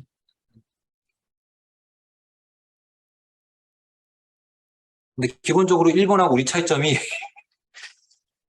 우리는 발굴해요. 아니, 초창기니까 당연하겠지만, 그러니까 어르신이 가만히 있으면 가만히 못 있게 해요. 가서 문을 열고 막 나오라 그러고 뭘 받으라 그러고 일어나라 그러고 와서 뭘 저기 춤을 추라고 하고 막 노래를 부르라고 하고 잠시도 가만히 안 내버려둬요. 우리나라. 근데 일본은 물론 이제 뭐 칩거라고 하는 현상이 있지만 신청주의죠. 신청주의. 내가 서비스 받겠다. 신청주의죠. 그런 것도 좀 차이점이 있겠네.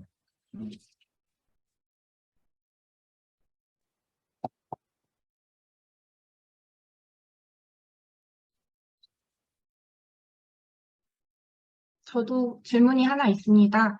아까 그 일본의 지역 포괄 지원 센터에서 모든 일을 다 하는 게 아니다라고 말씀하셨는데요. 특히 이제 장기 요양에 들어간 노인분들, 거동이 불편한 분들을 대상으로는 오히려 민간 시설에 의뢰한다라고 말씀하셨는데, 그러면 지역 포괄 지원 센터에서는 그 민간 시설들을 의뢰한 다음에 끝인지 아니면 관리를 하거나 좀 조정하는 역할들도 하시는지, 또 케어 코디네이터 분들이 그 이제 거동이 불편한 어르신들을 대상으로 하는 케어 코디네이터 분이 지역 포괄 지원센터에 소속된 분이 따로 계시는지 그런 게 좀 궁금했습니다. 일단 케어 매니저의 권한은 막강하고요. 케어 매니저는 아까 말씀드렸듯이 민간의 개호 지원 전문 사업소라고 하는 민간의 그 케어 매니저들끼리 모여서 근무하는 사업소가 있어요. 그래서 케어 매니저 한 명당 한 40명의 어르신을 돌봐요. 회원이에요. 대신에 매달 플랜을 짜줘요. 플랜을 짜줘요. 근데 이제 그것은 이제 우리로 따지면 등급 내자죠.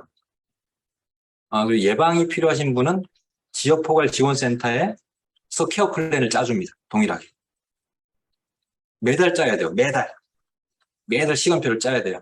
그래서 그 시간표대로 제공자들이 많이 있겠죠. 방문 목욕, 뭐 주야간 서비스를 제공해야만 돼요. 마음대로 바꿀 수 없어요. 그리고 서비스 제공하고 나서 했다는 그 기록을 올려주면 퍼즐 맞추듯이 이렇게 맞춰서 계획한 대로 서비스 나갔네, 주야간은 했고, 목욕도 했고, 방문 개호도 했네, 시간도 다 잘 지켰네. 그러면 돈을 지급할 수 있도록 그 서류를 보내줍니다. 보험자한테. 고난이 막강해요. 그러니까 돈줄을 쥐고 있어요. 구매자에. 돈줄을 쥐고 있어요. 그러니까 내가 이거 해 하라고 계획을 짜줬으면 이대로 해야 되고, 이거 했다는 걸 증빙을 해서 내가 했네 체크를 해줘야 돈을 받아가요. 그래서 그것을 이제 민간 케어 매니저, 그리고 공공의 지역보활 지원센터, 그리고 시설에도 아까 제가 사진 보여드렸잖아요. 케어 매니저가 또 있어요. 그분도 동일하게 작업을 합니다. 그래서 그렇게 관리되는 구조다라고 볼 수가 있겠죠. 그리고 질문이 그거였군요. 그래서 그 담임 선생님이 예를 들어서 장규양 쪽에서 급여를 받지만 의료 서비스나 기타 민간 서비스나 이런 것들을 연계해줘요. 그렇게 제도 개선이 되었어요.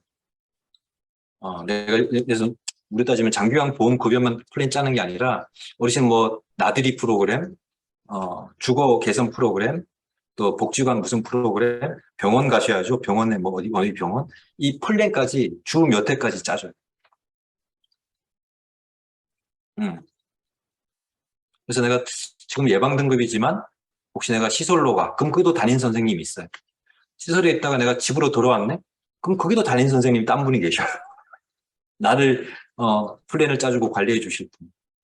그리고 그 담임 선생님들끼리는 자주 만나요. 같은 자격을 가지고 있고 같이 연수를 받으시니까. 그렇게 해서 작동합니다. 그러니까 제가 참 답답했던 게 일본을 방문하고 오셔서 지역포괄 지원센터, 아까 중학교 교구마다 하나씩 최소, 그것만 보고 와서 그게 다 한다고 자꾸 말씀하시는 분이 많더라고요. 아니라고요. 그건 아니다. 네, 그건 아니다. 그건 아니다. 네트워크 책임. 감사합니다. 혹시 다른 질문 있으실까요?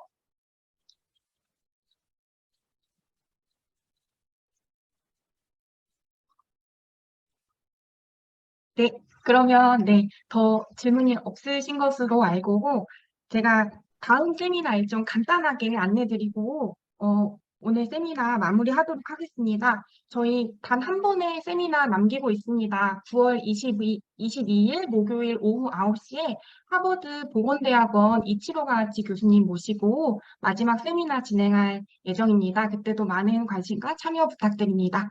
네, 그럼 오늘 너무 좋은 강의 해주신 서동민 교수님께 다시 한번 큰 박수 부탁드립니다. 네, 감사합니다.